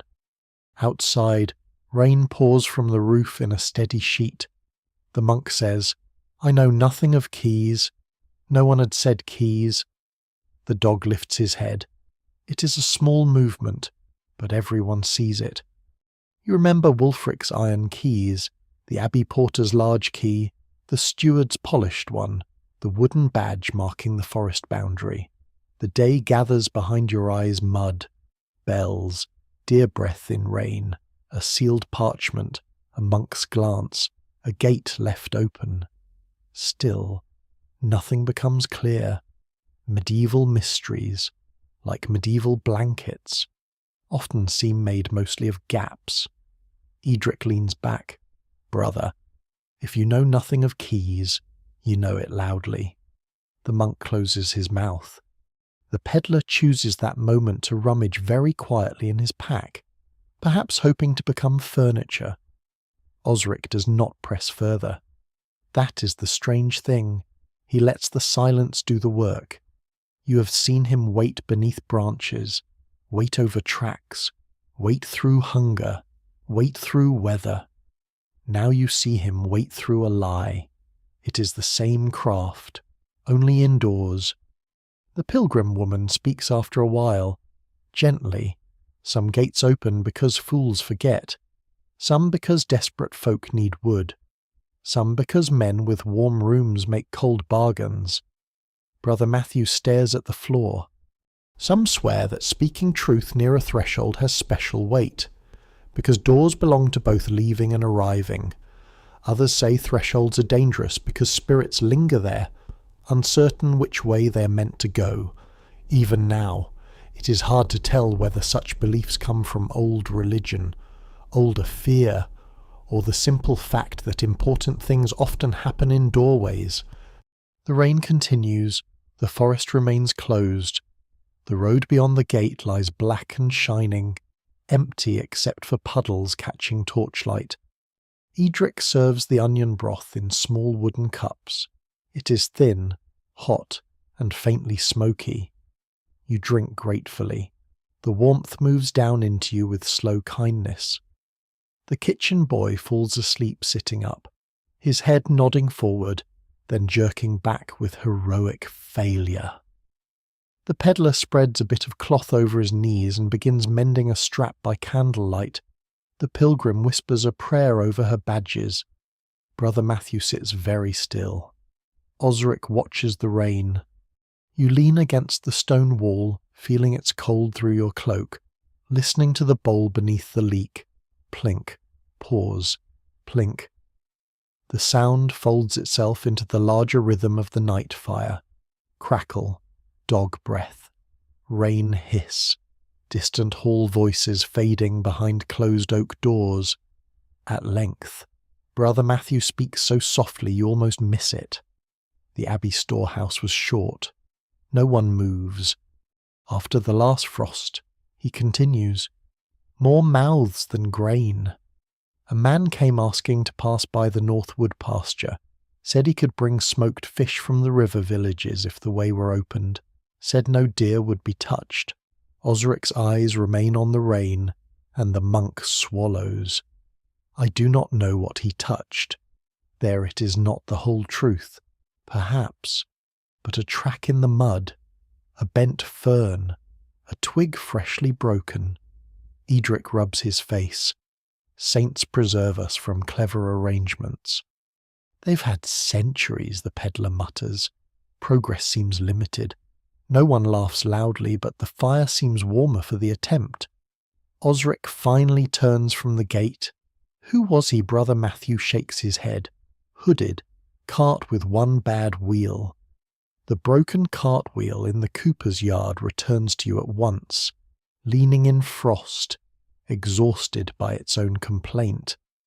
Osric sees recognition cross your face. Morning, he says. Not tonight. Of course not tonight. The rain holds the gate shut. The Lord's order holds the road. The dark holds the forest. And patience holds Osric like a drawn bow not yet released. So you wait in the gatehouse, with guards and pilgrims, a guilty monk, a peddler of doubtful ribbons, a sleeping kitchen boy, and a dog who may or may not understand all of it. Outside, Rain washes the road clean, and perhaps carries away half the signs you need. Inside, the beeswax candle burns lower, its flame steady beside the iron chain. The forest remains unreadable, but now, at least, you know it is not the only thing that leaves tracks. By morning, the rain has gone quiet, leaving the world rinsed, bruised, and shining under a low sky. You wake not in comfort but in the corner of the gatehouse, with your back against cold stone, your cloak pulled over your knees, and the steady ache of having slept in a shape no human body was designed to admire. The beeswax candle has burned down to a golden stump near the gate chain. The kitchen boy is gone. The peddler is still asleep with one hand protectively on his pack, perhaps dreaming that his ribbons have finally found a grateful kingdom. Osric is already standing near the archway. Of course he is. The dog sits beside him, alert and damp around the paws, staring out at the pale road as if it owes him an explanation. Brother Matthew has not slept much, judging by the grey smudges beneath his eyes. He sits with his satchel held loosely now, no longer clutched like a secret. Edric, the guard, yawns into his fist and lifts the bar from the gate with a groan that seems to come from both iron and man. "Road's open," he says, "though if the road has sense, it'll stay where it is." You step outside, and cold air slips immediately under your cloak. The manor yard is waking in smoky layers behind you. Hens fussing, servants calling, someone dropping a bucket with a crash that makes every dog within earshot reconsider civilization. Beyond the yard, the fields lie wet and flattened, their furrows filled with long strips of sky. The forest stands darker than before, washed clean, holding its silence like a secret under fresh linen. But Osric does not turn toward the trees at once. He turns toward the road. The pilgrim road runs east and west beyond the manor, a narrow ribbon of mud and stone lined in places with hedges, ditches, and the occasional wayside cross. It carries merchants, monks, beggars, messengers, repentant sinners, unrepentant sinners, and people who are simply trying to reach the next village before their shoes surrender. Today it also carries the memory of a hooded man with a cart and one bad wheel. You follow Osric along it, with Brother Matthew walking some paces behind. The monk has insisted on coming, though no one can quite agree whether this is courage, guilt, or an attempt to make sure the story does not grow teeth without him. Edric remains at the gate, muttering about written orders and wet boots. The peddler, after learning the direction you're taking, suddenly remembers urgent business elsewhere. The road is easy to read at first, even for you. Rain has softened the mud, and carts have carved deep ruts through it. Hoof prints overlap with boot marks, dog tracks, the small sharp feet of geese, and one set of prints that may belong to a child or to an unusually ambitious chicken. Osric studies them all with calm attention. "There," he says at last. You see it a cart rut deeper on one side, wobbling slightly where a damaged wheel dragged and bit into the mud. The mark is uneven, lurching toward the ditch every few yards, then correcting itself. It looks like the road has been written on by a tired hand. "Broken wheel," you say. Osric nods. The dog sniffs the rut, sneezes, and trots forward. Brother Matthew crosses himself quietly. The pilgrim road draws you past a small roadside shrine tucked beneath a leaning ash tree. It is little more than a wooden niche holding a painted figure of a saint, the colours faded by rain and fingers. Someone has left a crust of bread there, a twist of wool thread, and a tiny clay cup filled with water. Travellers pause here to ask for safe passage, healed feet, honest innkeepers, and occasionally miracles involving debt. Some swear the saint turns his painted eyes toward liars. Others say the face only looks different in rain. Even now, it is hard to tell whether the shrine watches the road, or whether the road teaches people to feel watched. Brother Matthew stops long enough to murmur a prayer. Osric waits, not impatiently. Waiting, by now, has become the road beneath every road. When the monk returns, you continue. The track leads past hedged fields where peasants move slowly under the morning chill. A woman shakes out a wool blanket over a fence. A man with a wooden yoke carries 2 pails that slop at every step. Near a barn, a child throws crumbs to chickens while wearing a pilgrim badge tied to a string around his neck. Perhaps because someone believes it will protect him from fever, or perhaps because children enjoy anything that swings when they run. Soon you pass a cluster of travellers gathered around a roadside fire. Their cloaks steam in the cold, and one man warms his hands over the flames while telling a story with the grave authority of someone who has adjusted the truth for better balance. A woman with a bundle of reeds under one arm says she saw a cart in the night, moving without lantern near the Northwood pasture. A second traveller insists it had 2 men. A third says 3. Those who tell the tale never fully agree, especially when the tale grows better with company. Wheel bad, Osric asks. The reed-carrying woman nods. Sang the whole way. A wheel can sing, you ask softly. If it's neglected badly enough, she says, much like husbands.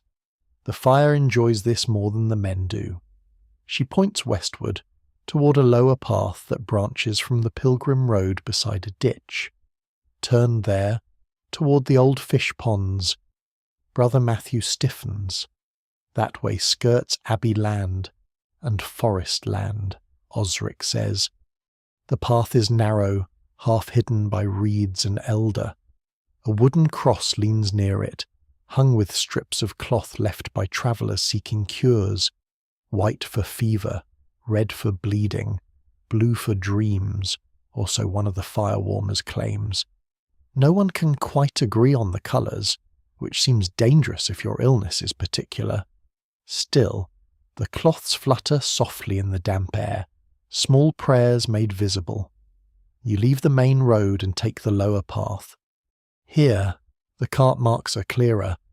The broken wheel has cut into the mud along the left side, sometimes slipping into the verge. Osric follows without hurry. Brother Matthew breathes harder behind you, unused to walking this way, his sandals dark with mud. The dog ranges ahead, then returns, then vanishes briefly into reeds and emerges with a burr on his ear and a look of private accomplishment. The land dips toward old fish ponds belonging, perhaps, to the Abbey, though the boundaries here seem as tangled as the brambles. Medieval fish ponds are a quiet kind of wealth carp, pike, eels, and other slippery answers to fasting days when meat is forbidden, but hunger remains unconvinced.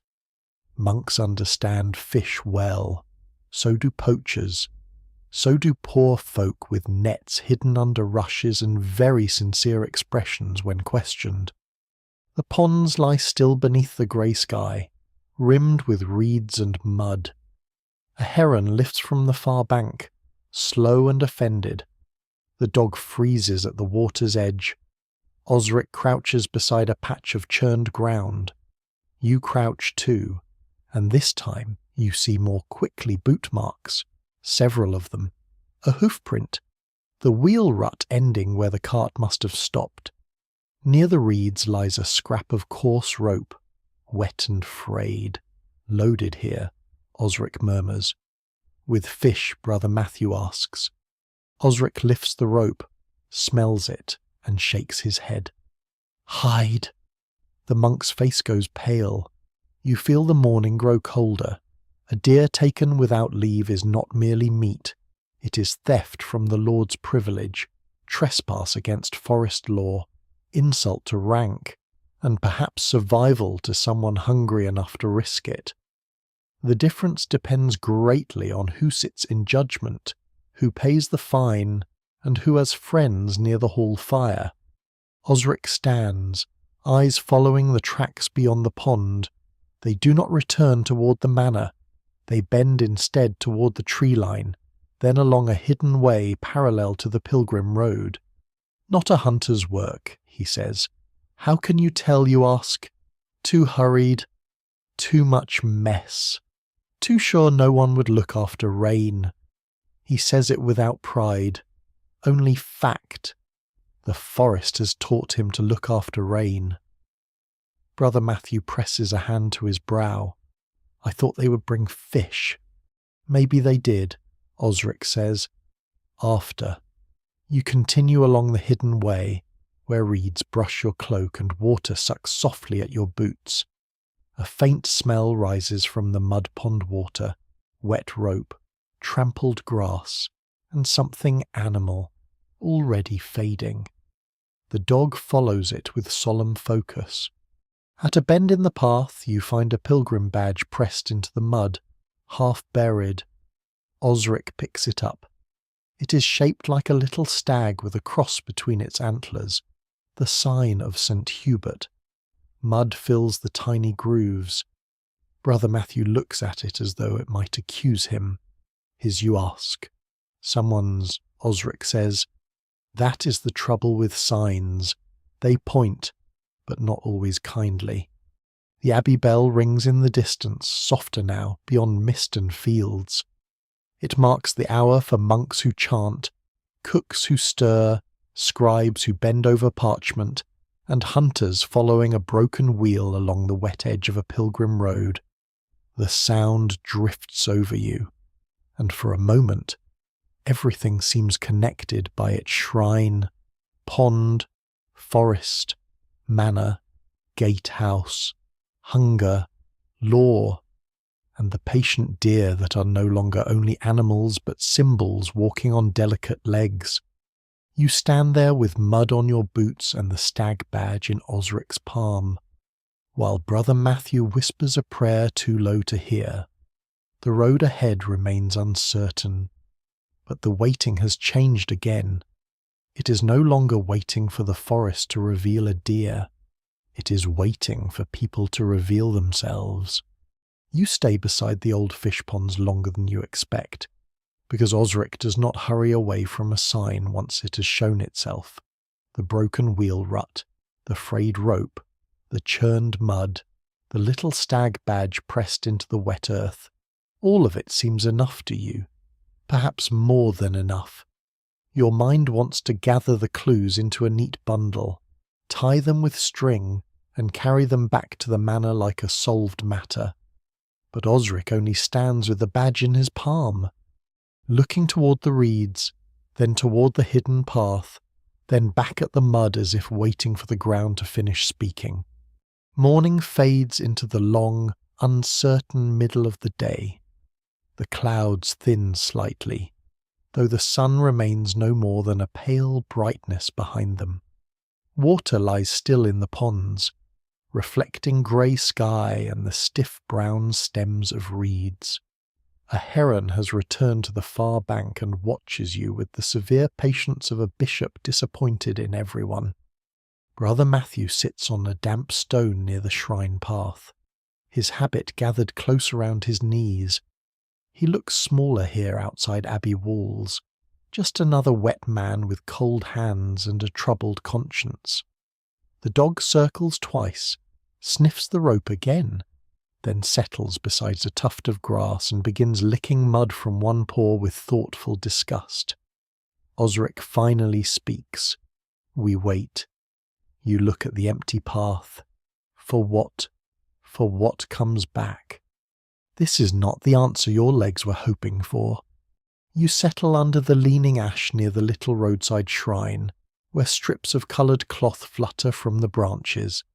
The ground is no drier there, but the trunk gives your back something solid to trust. Brother Matthew lowers himself nearby, and after some hesitation, he removes a small packet from his satchel, coarse bread, a sliver of hard cheese, and a few dried peas. He offers some to you without meeting your eyes. You accept. Hunger, unlike suspicion, is very willing to cooperate. The bread is dense enough to serve as building material in an emergency, but after the morning's walk it tastes almost kind. You chew slowly, watching Osric stand at the edge of the hidden path.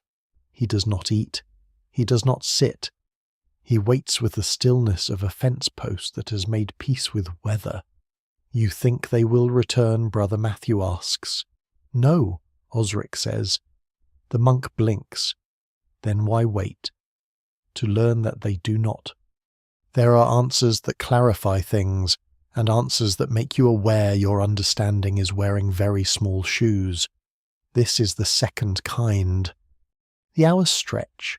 A few travellers pass on the higher pilgrim road, visible between hedges as moving shapes a man with a staff, 2 women carrying baskets, a lame mule led by a boy in a brown hood. Their voices reach you in softened fragments and vanish again. Once, a bell sounds from the abbey, marking another hour. Once, from the manor direction, a horn calls faintly, though whether it summons men, meals, or misplaced servants, no one can say. Insects begin to find you. This feels unfair, given the cold, but medieval insects appear to consider discomfort a shared project. A small gnat wanders near your ear with the persistence of a tax collector. You resist the urge to slap at it, partly because Osric is watching the road, partly because you're beginning to understand that sudden movements have consequences, and partly because you fear the gnat may be the only creature today willing to approach you. Some swear that carrying a sprig of pennyroyal keeps biting things away, others say smoke from green alder helps, others still recommend patience, which is suspiciously often recommended by people not currently being bitten.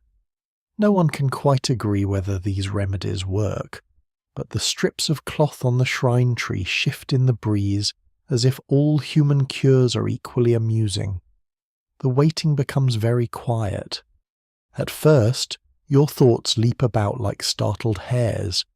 You think of the hooded man, the broken wheel, the Lord's anger if deer were taken, the abbey storehouse short of grain, the kitchen fires, the old woman gathering sticks near the field. You think of law. You think of hunger. You think of how easily one can become guilty in a world where survival belongs to someone else's permission. Then even those thoughts slow. You notice the soft collapse of mud at the pond's edge. You notice beads of water gathering on reed tips, swelling, falling, gathering again. You notice Brother Matthew turning his prayer beads one by one beneath his sleeve. You notice that Osric shifts his weight every so often, not from restlessness, but to keep his body ready. Waiting, for him, is not sinking into idleness. It is staying awake without spending strength. A cart appears on the higher road near midday. All 3 of you see it at once. Your breath catches. The cart comes slowly from the east, drawn by a small dun horse with a mane darkened by mist. Its wheels creak, but evenly. No broken note, no lurch. A man walks beside it in a greenish cloak, humming under his breath. Osric watches until the cart passes the branch path and continues toward the manor without turning. Not ours, he says. The breath leaves you. The dog does not bother lifting his head. More waiting. Clouds gather again. The light becomes flatter, more silver than grey. Brother Matthew dozes briefly, chin sinking toward his chest, then wakes with a guilty start, as though even sleep has become a small sin. You do not blame him. The afternoon has a heavy, woolen quality, pressing down on every thought. Your own body becomes an inventory of complaints: cold toes, stiff back, damp cuffs, hollow belly, one shoulder sore from the strap of your pouch, one knee convinced it has been wronged since dawn. And yet beneath these complaints, something else begins to settle. The waiting is no longer merely an obstacle between you and the answer. It becomes a place of its own. The pond, the shrine, the road, the reeds, the ash tree, the mud, all of it grows familiar. Not friendly, exactly, but known. You begin to understand why Osric could tell old tracks from fresh, why Wulfric could sense restlessness in a forest, why bells mean different things depending on who hears them. The world reveals itself not to the hurried glance, but to the person who has no choice but to remain. A robin appears on the shrine cross, bright-breasted and bold. It tilts its head at you, then hops down to inspect a crumb near Brother Matthew's boot. The monk watches it with surprising tenderness. "My mother said robins carry prayers to the dead," he murmurs. "Do they, you ask?" He smiles faintly. "She also said eating cheese before sleep brings visions of thieves. Any success, she had 6 children. She saw thieves everywhere." The joke lands gently, and for a moment, the damp afternoon softens around you. Then the dog lifts his head. Osric turns slightly. From the hidden path comes a sound, not wheels, not hooves, but footsteps moving carefully where reeds brush against cloth. Someone is approaching from the pond side, not the road. You lean forward without meaning to.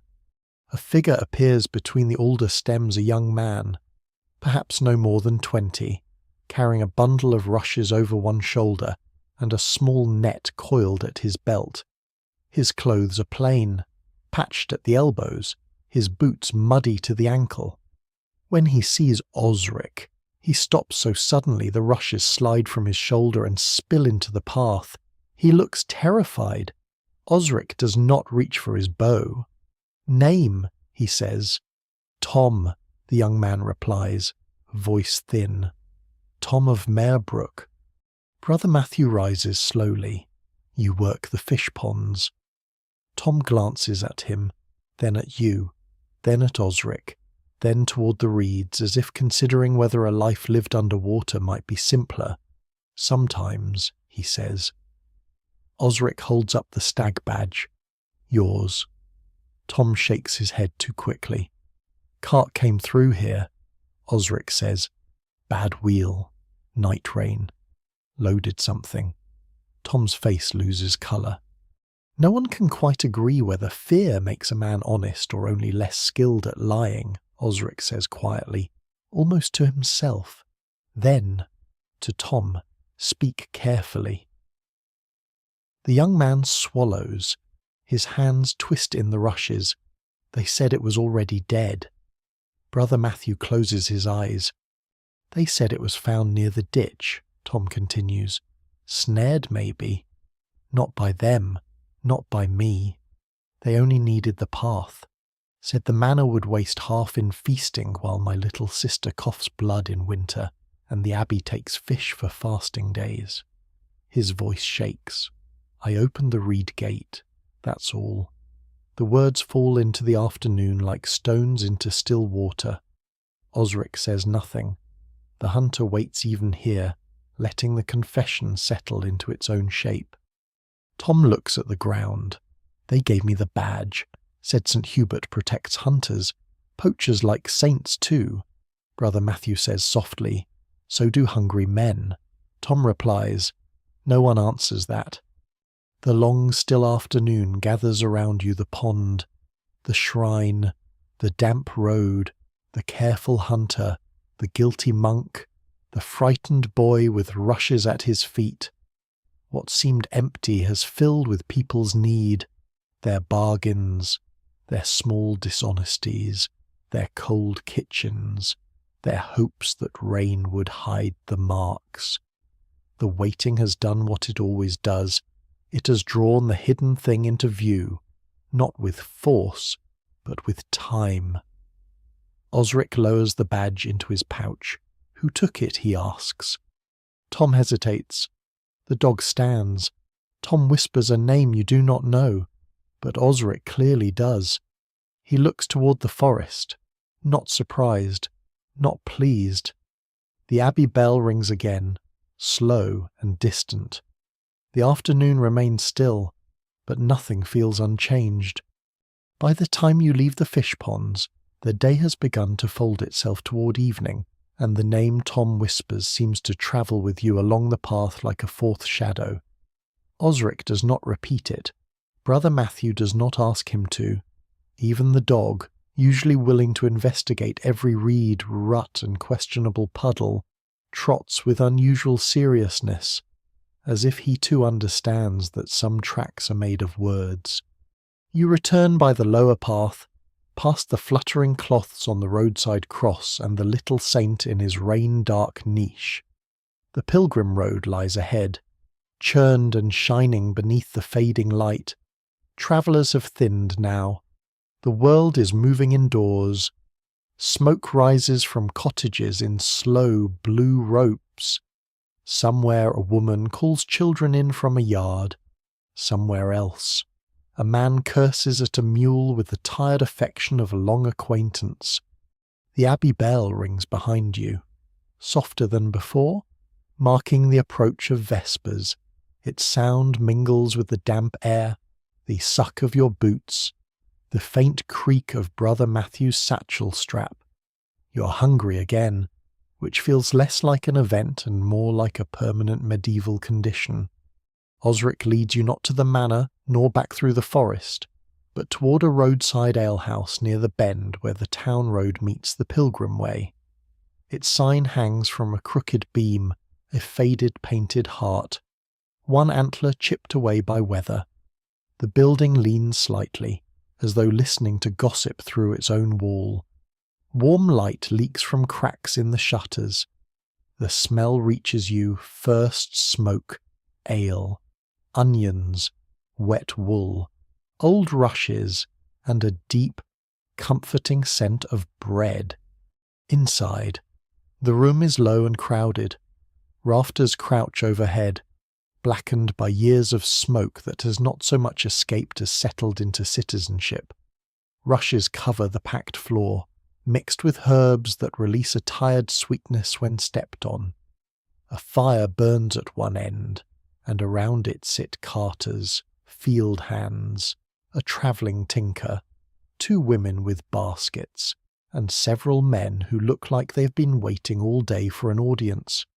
These, naturally, are hunters, or at least they speak like hunters, which is nearly the same thing after dark. Osric finds a place near the wall. You sit beside him on a bench polished by generations of damp cloaks and shifting bodies. Brother Matthew chooses the shadowed end, where he can look penitential and still hear everything. The dog slides under the table with the ease of a creature who knows crumbs are more honest than people. An alewife brings wooden cups of ale, cloudy and sour, along with trenchers bearing coarse bread and a ladle of thick onion pottage. The trencher soaks at once, becoming both plate and future food, a practical arrangement that seems wise until someone with too much ale mistakes the table for supper. You eat slowly, letting warmth return to your fingers. Across the room, a broad-shouldered man in a patched green cloak is describing a stag he claims to have seen near the north ridge. Tall as a chapel door, he says. Antlers like a bishop's chair, adds his friend. Eyes like judgment, says a third, who appears to have contributed mainly imagination. A woman by the fire snorts. Last week it was tall as a mill. Grew. The broad man replies, good feeding. The room laughs softly, not loudly. Everyone is too tired for loudness. Some swear that stags with pale coats are not ordinary beasts at all, but messengers, tests, warnings, or saints wearing hooves for reasons best not questioned. No one can quite agree whether such stories begin in holy visions or in alehouses after the third cup. Around this hearth, both explanations seem possible. Osric drinks without joining in. His silence draws notice the way a dark doorway draws the eye. "You were out today," says the broad man. Osric nods. "Find anything, Rain." "That's easy hunting." "And men." "That stills the table nearest you." The alehouse does not become silent, but conversation bends around the word. A spoon pauses halfway to a mouth.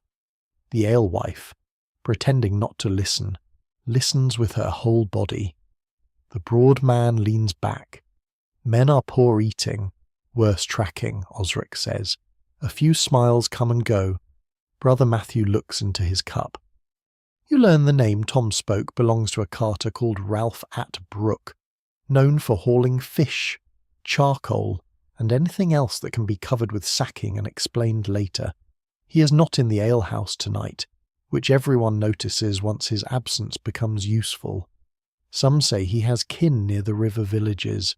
Some say he owes the miller money.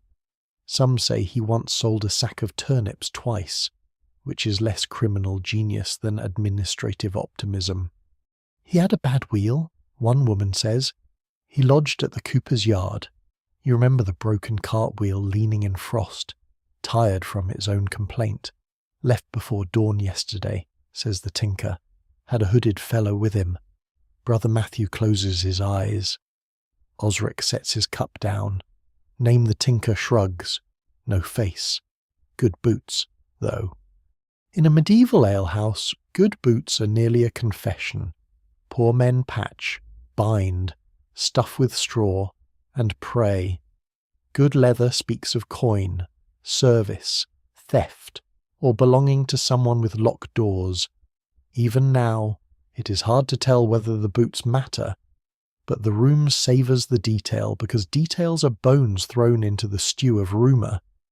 A man near the fire mutters, "Lord's deer feed Lord's dogs better than village children." The alewife gives him a warning look. He lowers his cup. "I said nothing."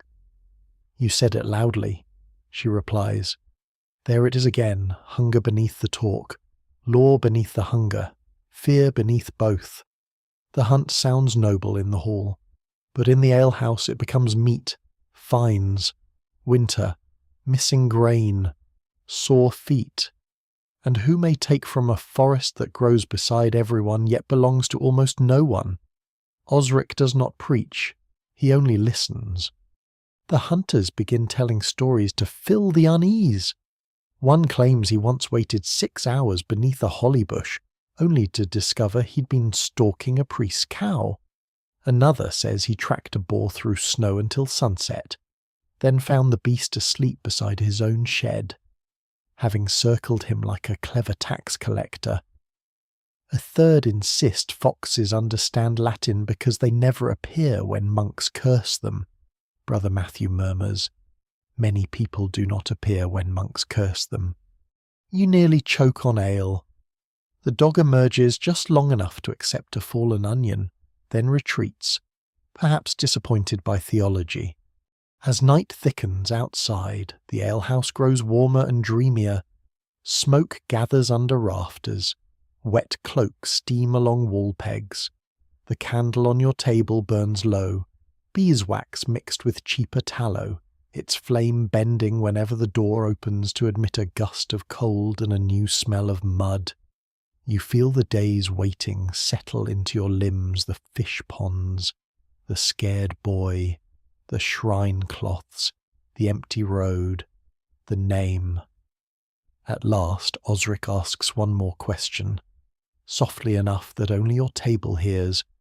Where would Ralph go with meat after dark? The alewife wipes a cup with a cloth that has lost its ambition. River. Why smokehouses? Boats. Men who ask fewer questions when paid in haunches, and the hooded man. She glances toward Brother Matthew, then away. Not Abby. Not exactly. Wore a pilgrim badge. Good boots. The stag badge in Osric's pouch seems suddenly heavier, though you cannot see it. Those who tell the tale never fully agree whether the stranger was a hungry man, a servant of someone higher, or merely a shadow made larger by everyone's fear. But in the smoky alehouse, with rain tapping again at the shutters and the fire sinking into red coals, one thing becomes clear: the hunt is still a waiting game. Only now you wait for a man to run out of darkness. Osric rises, not quickly, never quickly. "River at moonrise," he says. Your body, which had just begun believing in benches, quietly mourns. You finish the last of your ale, tear the softened edge from your trencher, and step back into the cold night behind him. The alehouse door closes, muffling laughter, rumour, and warmth. Ahead, the road bends toward black water, reeds, frost, and whatever waits beside the river. The road to the river runs lower than the pilgrim way, sinking between hedges and damp fields where mist gathers close to the ground. You follow Osric beneath a sky slowly clearing after rain, its clouds torn into long grey strips, with the moon hidden somewhere behind them like a shy witness. The alehouse warmth fades from your cloak almost at once. In its place comes the cold smell of open water, wet reeds, trampled grass, and distant wood smoke from cottages settling into sleep. Brother Matthew walks behind you, quieter than ever, his sandals making soft, unhappy sounds in the mud. The dog moves ahead, vanishing and reappearing along the verge, his torn ear flicking whenever night sounds stir. From the manor direction, faint and far, a horn calls once, then falls silent. Perhaps it is for supper, perhaps for a missing servant, perhaps for nothing at all. Medieval nights are full of sounds that refuse to explain themselves. You cross a narrow footbridge where water glides black beneath the planks. Frost has begun to gather along the rail, whitening the edges like old ash. Your breath shows before you. Your hands disappear into your sleeves, and still they feel cold. Osric pauses at the far side and listens. So you listen too. At first, there are only the river, a slow hush, not loud, but constant, like cloth being drawn over stone. Then reeds whisper. A night bird calls once. Somewhere, something small splashes and is immediately regretted by the silence around it. Here, Osric murmurs. You leave the path and crouch among reeds taller than your shoulder. They bend over you, stiff and damp, touching your hood with cold fingers. The river lies just beyond, a dark band under the clouded moon. On the far bank, a few low sheds stand near the water, their roofs patched with turf and straw. Smoke houses, perhaps. Store huts. Places where fish are salted, meat is hidden, bargains are made, and questions become inconvenient. Osric lowers himself into stillness. You do the same. Waiting at night is different from waiting in rain or daylight. In the dark, the world feels closer and larger at once. Every sound arrives without a face. Every movement in the reeds becomes possible meaning. Your body wants to turn, look, shift, swallow, scratch, breathe louder than is wise. You discover that darkness does not make you brave. It makes you very aware of your own nose. A bell rings faintly behind you, perhaps from the abbey, marking Compline or some other holy hour when monks turn towards sleep and prayer, while less fortunate people crouch in reeds pretending not to have feet. Brother Matthew bows his head at the sound. Osric does not move. The dog lies flat, eyes open, watching the black line of the bank. Some swear river mist carries voices of the drowned, though others say it only carries cold into the lungs and foolishness into the mind. No one can quite agree whether water remembers what happens beside it. Tonight, as the mist curls around the reeds and softens the sheds across the river, it feels perfectly capable of remembering everything and telling no one. Time passes in small, uncomfortable pieces. A drop slides from a reed into your collar, somewhere near your knee. A creature rustles. You decide firmly that it is a mouse and not anything with opinions about biting. Brother Matthew shifts slightly, and Osric raises one hand without looking. The monk freezes. You feel a strange sympathy for him. Guilt, like wet wool, must be very heavy after dark. Then the dog's ears lift. You hear it a breath later, the faint creak of wood, not the river, not reeds, a cart, perhaps, or a door. Osric turns his head inch by inch toward the far bank. Another sound follows, dull and low, like something heavy set down on planks. A lantern appears. Its light is hooded, small and amber, moving between the sheds. One figure carries it. Another follows close behind, bent beneath a load wrapped in sacking. A third shape waits near the water where a narrow boat nudges against the bank. The moon slips free of a cloud just long enough to silver the river between you and them. You do not breathe for several seconds. The man with the lantern turns, and beneath his hood you glimpse a jaw, a beard, nothing certain. The loaded figure stumbles. The bundle shifts. Something pale shows through the sacking, then disappears. Brother Matthew makes the smallest sound. Not quite a prayer. Osric remains still. You expect him to rise, to shout, to draw, to become the kind of hunter sung about by men in alehouses after they have improved the facts. But he only watches, waiting, even now, especially now. Across the river, the men speak in voices too low to catch. One gestures toward the boat, another shakes his head. The lantern swings, throwing light across the mud. For a moment, it catches the wheel of a cart tucked beside the shed. One wheel leans crookedly. There it is. The same uneven complaint written in wood and iron. The dog's body tightens beside Osric. A new sound comes from behind the shed's hooves. A horse snorts softly. The man with the lantern turns sharply, and in that turn, his cloak opens enough for something at his chest to glint. A pilgrim badge, perhaps, a stag shape, or only a buckle.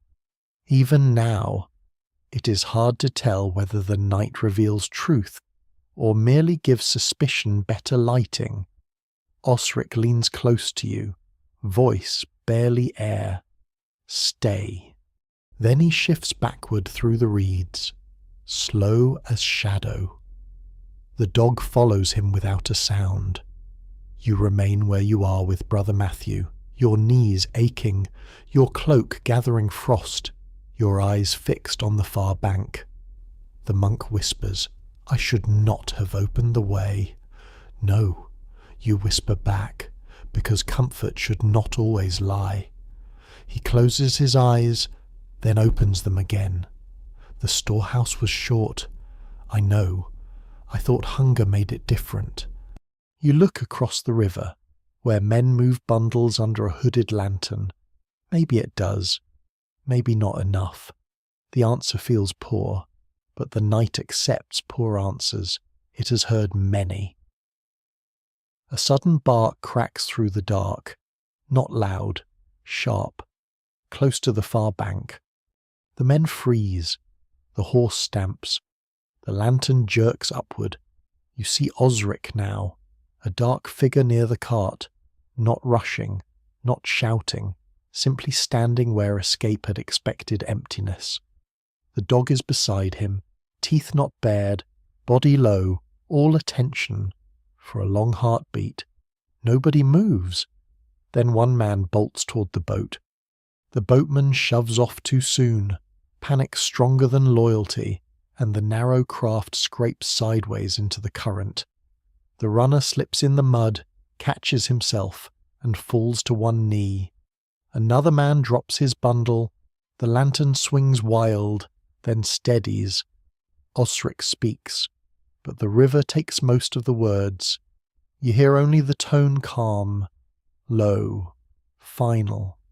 The man with the bad cart raises both hands. No arrow flies, no blade flashes.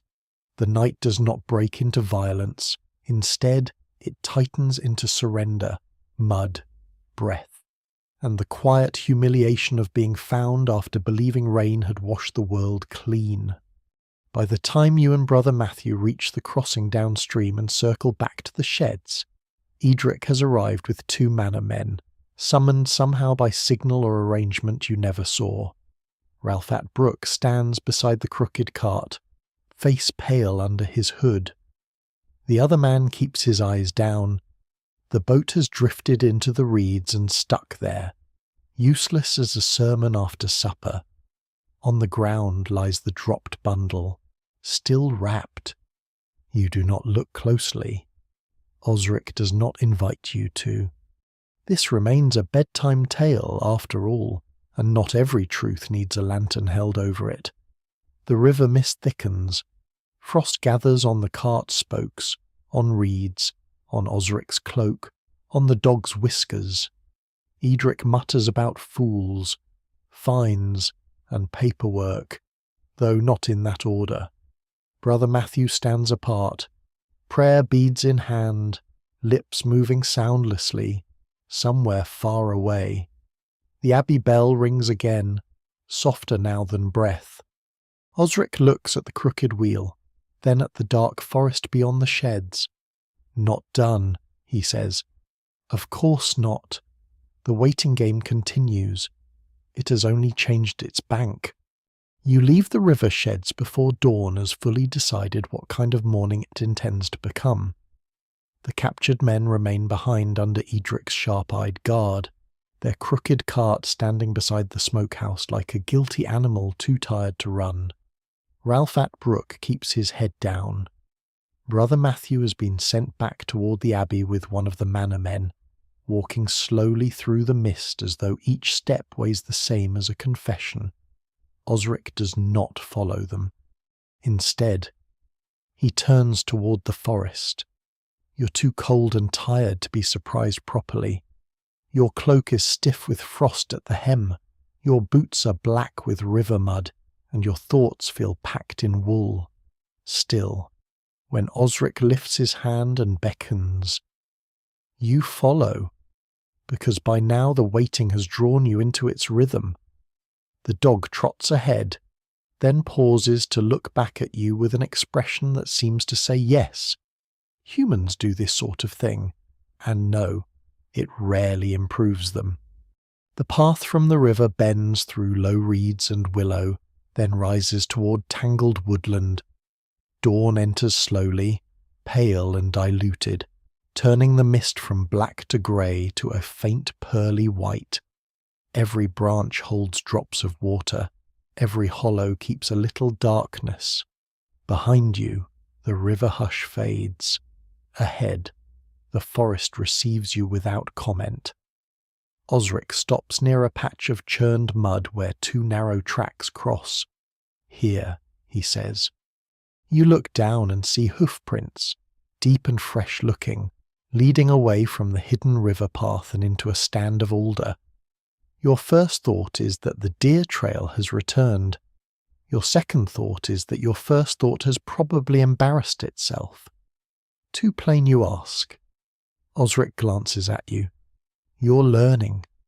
This praise is so small it could fit inside a walnut, but it warms you more than it should.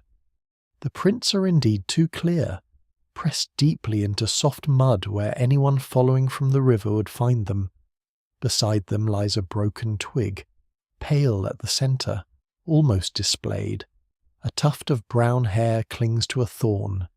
It all seems convincing in the way a bad liar is convincing for the first 3 words.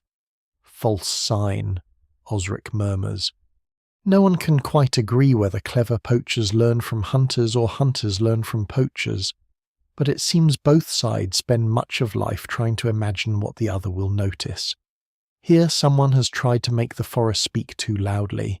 The hoofprints lead neatly away, inviting pursuit, promising answers, and the forest, which rarely promises anything, seems offended on principle. You follow the false trail anyway, because false signs also reveal the mind that made them. Osric keeps to the side, avoiding the prints, studying not only where they go, but how they go. The dog sniffs once, sneezes, and wanders away as if the whole arrangement is beneath professional standards. The trail winds through alder and bramble. Thorn catches your cloak. Wet leaves slap your knees. A jay shrieks somewhere overhead, startling you so badly that your heart briefly attempts to leave by way of your throat. Osric does not look back, which you choose to interpret as mercy. Soon the false tracks pass near a broken cartwheel lying half sunk in mud beneath a hazel bush. You stop. It is not the same wheel from the cooper's yard, though for a blink it feels like the old one has followed you here. This wheel is smaller, cracked at the rim, one spoke missing, wrapped with a strip of leather as a crude repair. Its presence makes the morning stranger. Perhaps it was discarded months ago. Perhaps it was placed here last night. Perhaps every road in this county is secretly ruled by defective wheels. Osric crouches beside it. Old. How old? He touches the moss along the rim, long enough to grow a beard. The dog noses the wheel and immediately loses interest. Some swear that leaving broken wheels near woodland paths confuses evil spirits, who must count the spokes before following travellers. Others say this is nonsense invented by cartwrights to make abandoned rubbish seem spiritual. Even now, it is hard to tell whether the old wheel was charm, accident, laziness, or bait. In the forest, objects gather meanings the way cloaks gather burrs. Beyond the wheel, the hoofprints continue another 30 paces, then vanish on stony ground. Osric stands very still. You wait beside him. The air is cold enough to sting. A faint bell drifts from the abbey, marking some early prayer, its voice softened by trees and mist. The sound returns you to the long chain of days and places the gatehouse leak, the alehouse fire, the river lantern, the stag badge, the deer vanishing in rain. Everything has been waiting. Everything still is. Osric turns slowly, not toward the vanished prince, but back toward the brambles beside the broken wheel. There, almost hidden beneath dead leaves. The dog has found something else, a narrow pressed line where something heavy was dragged. Not along the false trail, but across it, away toward denser woodland. Ah, Osric says softly, it is not triumph, it is recognition. The true mark is uglier, less neat, easier to miss. Leaves have been brushed aside, a root is scraped. Mud clings to a low branch where no hoof would touch. Whoever made the false trail trusted the obvious signs to pull eyes forward. Osric's eyes have learned to linger where the story grows untidy. You follow the drag mark into thicker trees. Here the forest changes. The ground rises unevenly, roots curling like sleeping snakes beneath leaves. Old coppiced hazels grow in clusters, their cut stems sprouting many thin poles. A charcoal burner's pit lies cold nearby, a black circle in the earth with half-buried ash still staining the soil. In summer, perhaps men would camp here, cutting wood, stacking it beneath turf, tending slow fires for days. Now it is abandoned, smelling faintly of damp soot. The dog stops at the edge of the pit and growls once. Not at the pit, at the trees beyond. Osric raises his hand. You freeze. Something moves ahead, not large, not deer, a low crackle, then a shape slipping between trunks. Your tired mind, eager for certainty, makes it into a man, then a boar, then a hunched demon from some grandmother's warning. In truth, It is only a small dark pony, loose and nervous, with a rope trailing from its halter. It steps into view, ribs showing faintly, ears flicking, eyes wide. The dog relaxes, though with reservations. Osric lowers his hand. Pack pony. The pony snorts and backs away. You speak gently without knowing why, and it pauses. Perhaps it knows your voice is too exhausted to be dangerous. Around its neck hangs a small blue thread charm, knotted with a bit of dried herb. Some folk tie such charms to animals against elf shot, sudden lameness, or the envy of neighbours. No one can quite agree whether beasts believe in charms. But this pony appears willing to believe in anything that includes oats. Osric studies the trailing rope, cut loose, by Ralph maybe by the good boots. The phrase brings back the alehouse, the woman's lowered voice, the hooded stranger, the pilgrim badge, the sense that someone higher or cleverer stood just outside the firelight. A branch cracks behind you. This time, you do not start quite as badly. A man emerges from the trees with both hands raised. Not Ralph, not a stranger in good boots, but Tom of Merribrook, the frightened boy from the fish ponds.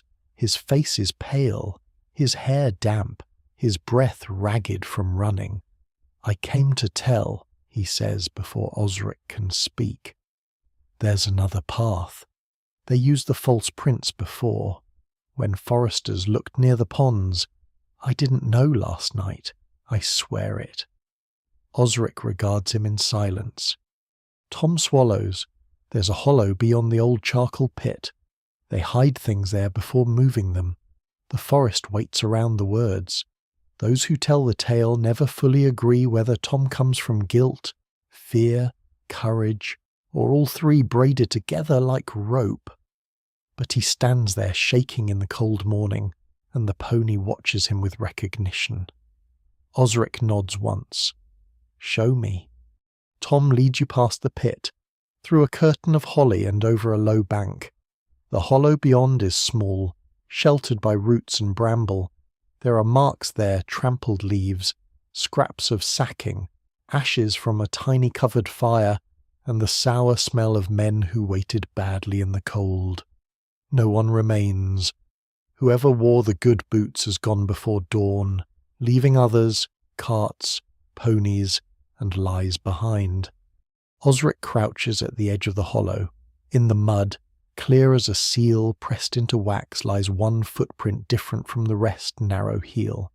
Fine leather sole, not a carter's boot, not a hungry boy's patched shoe. It points away from the hollow toward the deeper forest, and beyond that, perhaps toward the manor road. You look at Osric. He does not smile. "Now," he says. We wait for him to think he is safe. The morning light grows slowly through the trees. The false trail lies behind you, useless now except for what it taught. The broken wheel rests in its mud. The nervous pony lowers its head to nose at frost-bitten grass. The dog sits beside Osric, alert, patient, almost noble, until he yawns. And you stand in the tangled woodland, cold and weary and strangely awake, beginning to understand that the most dangerous signs are not the hidden ones, but the ones placed too carefully for tired eyes to trust. You do not see the man with the good boots that morning. You see only what he has left behind, the narrow print in the mud, the emptied hollow, the nervous pony, the scraps of sacking, the false trail trying too hard to be believed. Osric studies each sign without hurry, then lets the forest close over them again. He does not chase into the deeper trees. He does not send the dog racing ahead. He simply turns toward the manor road, as if the missing man has already told him where a patient should stand next. By late afternoon, the sky lowers once more, and you find yourself walking toward the keep beyond the manor, where the lord has come in from another estate with a small company of riders. servants, and enough expectation to chill the air further. The keep rises from a rocky mound above the hall yard, square and stern, its walls the colour of old bone in the failing light. Torches burn along the approach, their flames bending in the wind and throwing restless gold across wet stone. Your boots strike the path with a dull rhythm. The dog walks close at Osric's heel, tired now but still watchful. Tom of Merribrook has been sent away under guard, not harshly, though not freely either. Brother Matthew is somewhere at the Abbey, likely discovering that confession is warmer indoors but no lighter to carry. Ralph and the others remain locked in a lower storehouse until the manor court can turn their hunger, lies, and stolen meat into fines, punishment, or both. At the keep gate, men-at-arms stand beneath a wooden hoarding, their helmets shining with rain. One holds a spear, another warms his hands over a brazier and looks as if he would defend the place more enthusiastically after supper. The gate opens with the deep groan of iron and oak, and you pass into a courtyard alive with evening labour. Horses steam in the torchlight. Servants hurry with bundles. A boy carries rushes for the great hall floor, leaving a green scent behind him. Another staggers under a basket of trenchers. Somewhere nearby, someone is scolded for bringing the wrong candles, which seems unfair until you remember that beeswax and tallow announce rank almost as clearly as a herald. A noble table prefers the clean golden burn of beeswax. Lesser folk may make peace with smoke, grease, and whatever smell the animal left behind. Inside the hall, warmth strikes you first, then noise. The fire burns high beneath soot-black rafters. Torches flare in iron brackets. Fresh rushes cover the floor, mixed with herbs, perhaps sweet woodruff, perhaps lavender, perhaps only wishful thinking. At the far end, the Lord sits beneath a hanging cloth embroidered with beasts, leaves, and family pride. Around him gather knights, stewards, clerks, huntsmen, and guests whose fine sleeves show they're not the ones scrubbing pots afterward. You stand near the lower end with Osric, not quite servant, not guest, not invisible. This, you have learned, is where many useful people stand. The steward with the polished key approaches, his face carefully arranged. "Osric," he says, "my lord asks whether tomorrow's hunt may proceed." Osric looks past him toward the high table. Depends what he wishes to hunt. The steward's expression tightens. A horn sounds from somewhere near the screen's passage, announcing a course of food.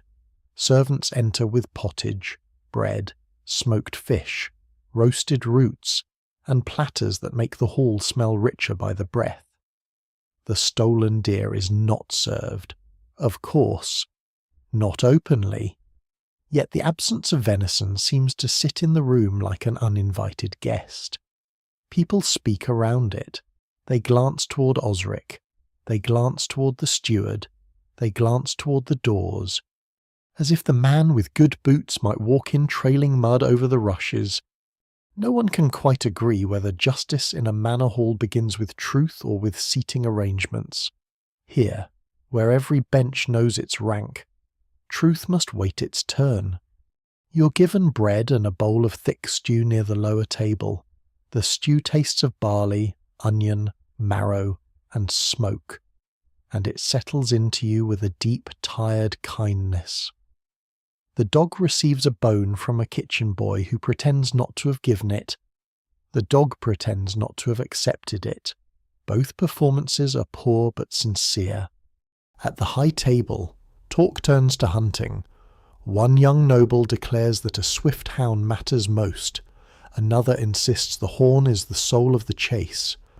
An older knight says nothing until asked, then replies, "Dry boots," which earns more laughter than wisdom usually does. Osric remains quiet, eating slowly, listening with the expression of a man hearing people describe a forest they have mostly met from horseback. Some swear that if a hunting horn cracks during a feast, the next day's chase is cursed. Others say cracked horns mean only that someone sat on them. Even now, it is hard to tell which explanation has prevented more foolishness. Near the wall, an old horn hangs from a peg, its rim chipped, its leather strap repaired many times. You wonder how many dawns it has called men into cold fields, and how many times the deer simply stepped aside and let the humans make noise elsewhere. Then the hall doors open, a man enters with rain on his cloak and fine boots darkened by mud. He's not dressed as a lord, not quite. He wears the plain travel cloak of a messenger or minor household officer, but the leather at his feet is too good, the clasp at his throat too polished, his confidence too well fed. The room does not stop, yet something in it sharpens. The steward sees him and goes pale. Osric sets down his spoon. The man bows toward the high table. My lord. The lord, broad-faced and fur-collared, lifts his cup. You're late. Roads are poor. Roads often are. That is why we build halls. A small ripple of laughter moves through the upper benches.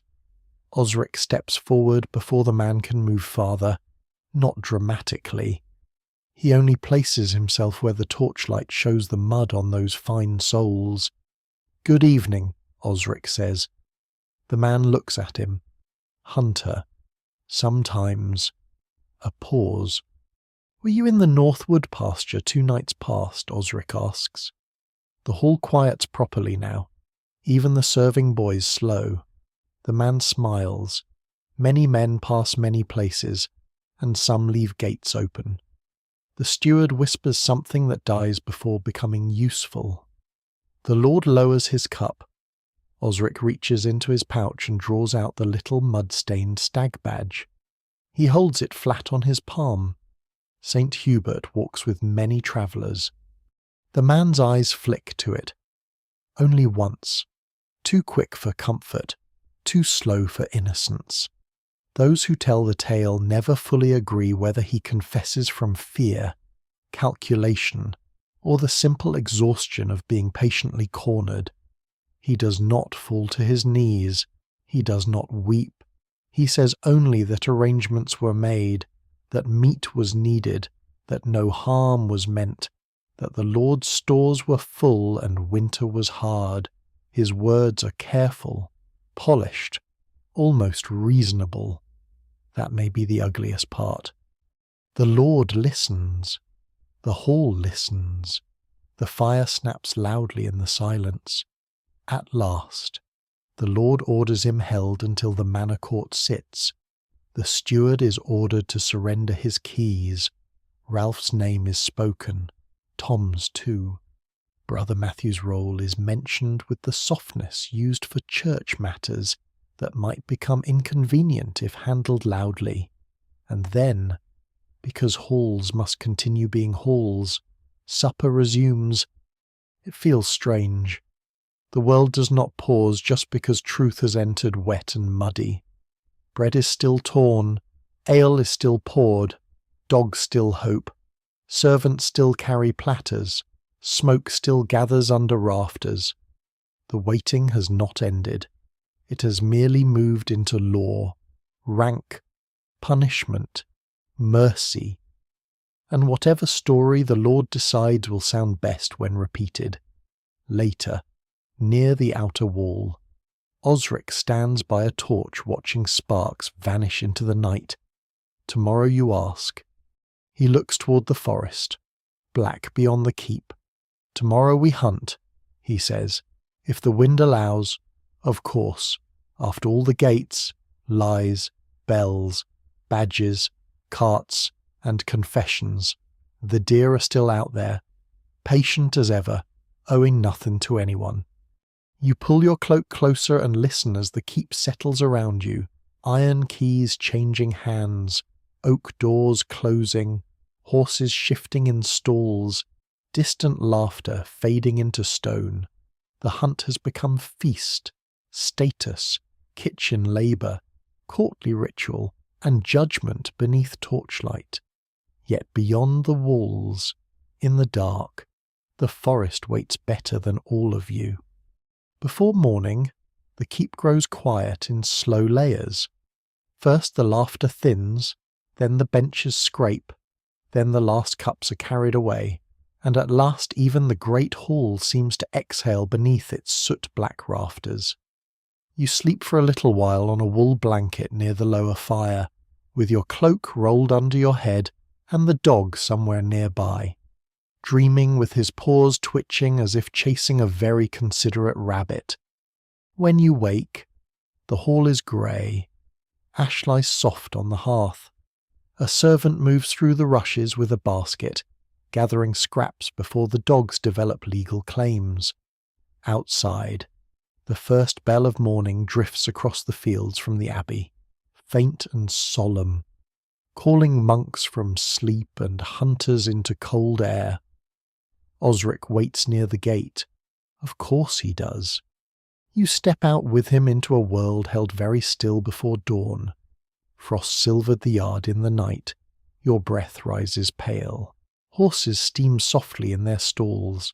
Somewhere, a sleepy boy drops a bucket and whispers an apology to every saint he can remember.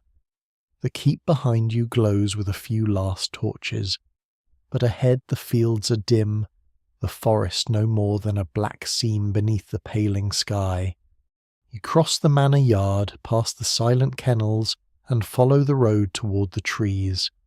The dog comes too, walking at Osric's heel with the calm pride of one who has not been invited but has accepted anyway. No one speaks. There is no need. The night has given up its lies. The hall has taken them into judgment. Now the forest remains, patient and unbothered by human courts. At the boundary ditch, Osric stops. The little wooden badge bearing the Lord's mark hangs wet and dark on its post. You remember stepping over this place when the forest first seemed like a wall of secrets. Now it feels less like entering a mystery and more like returning to a teacher who has never once hurried a lesson. Some swear that dawn is when animals and spirits trade paths, and that a person walking between them must keep a quiet tongue. No one can quite agree whether this is wisdom or simply a useful way to stop foolish people talking before breakfast. Either way, you keep silent. The forest receives you with frost, mist, and the smell of cold bark. Osric leads you not toward the river, nor the false trail, nor the forester's hut, but to the lower clearing where the deer vanished in rain. The branches are bare above you. The ground is firm at the edges, softer near the middle. The old scrape on the young oak shines faintly in the dawn. You settle behind the fallen trunk, and you wait. This time the waiting feels different. You know its shapes now, the first impatience, the ache, the wandering thoughts, the sudden listening, the way silence fills with small lives when you stop demanding grand ones. A wren ticks in the hedge, a drop falls from a twig. Far behind you, the abbey bell fades. The dog lowers himself to the earth, eyes open. Osric's face is calm. The sky slowly lightens. Mist thins between the trunks. Your hands are cold, but not shocked by cold. Your knees ache, but they have become familiar complainants. You think of the town gate, the half-burned candle, Wulfric's smoky hut, Brother Matthew's ink-stained fingers, Tom's frightened voice, the crooked wheel, the alehouse laughter, the river lantern, the torchlit keep.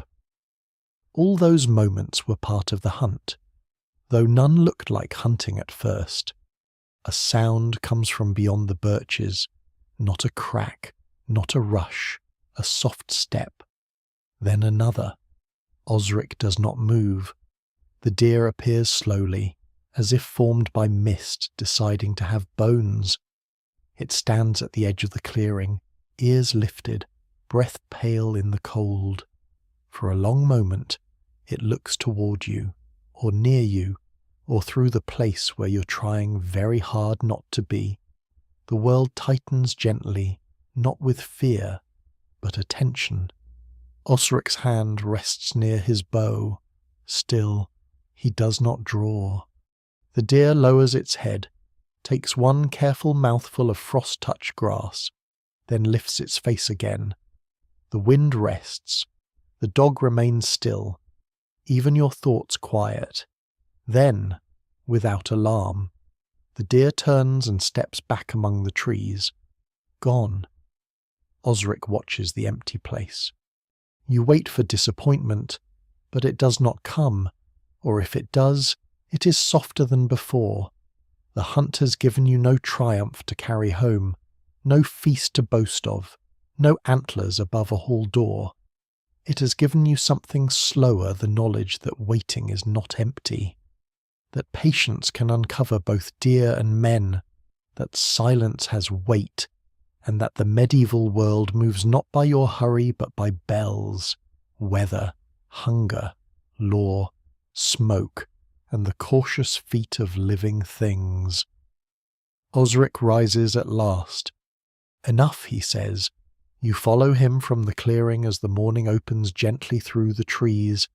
Somewhere ahead, the town will be waking, the manor court will gather, the abbey will ring its hours, Wulfric will stir his pot and complain about rain even if there is none. The alehouse will improve the story by noon. The dog will remember the important parts, mostly involving bones, and the forest will remain, keeping more than it gives. You step over the boundary ditch once more and look back. The trees stand quiet in the growing light, neither welcoming nor dismissing you. They simply are. That may be the oldest lesson of all. Now the path softens beneath your boots, and the cold morning begins to loosen its fingers. Smoke rises from the manor roofs in pale threads. A bell rings somewhere far away, slower now, gentler, as if the whole waking world has decided there is no need to rush. You feel the weight of the cloak on your shoulders, the tired warmth in your legs, the last trace of wood smoke in your hair. The dog walks ahead, then stops and looks back once, making sure you are following. You are. The forest fades behind you by degrees. First the trunks blur into mist, then the branches become only dark lines against the pearl-grey sky, then even those soften, as if the day is drawing a wool blanket over the night's long story. You breathe in, you breathe out. There is nothing more you need to do here. The road carries you toward warmth, toward bread, toward low voices and closing doors, toward the small human comfort of a fire kept alive under ash. The bells continue, but softer, farther away, each note spreading through the morning like ripples on still water. And if your eyes are growing heavy now, let them. Let the muddy roads settle. Let the torches dim. Let the hunters lower their bows and the dogs curl beside the hearth. Let the manor sleep. Let the abbey dream beneath its bells. Let the forest keep its patient deer. You're safe at the edge of the firelight. The cold stones are far away. The wet branches no longer touch your face. Only warmth remains, and quiet, and the slow hush of a world turning gently into darkness. Rest now. The waiting's over for tonight.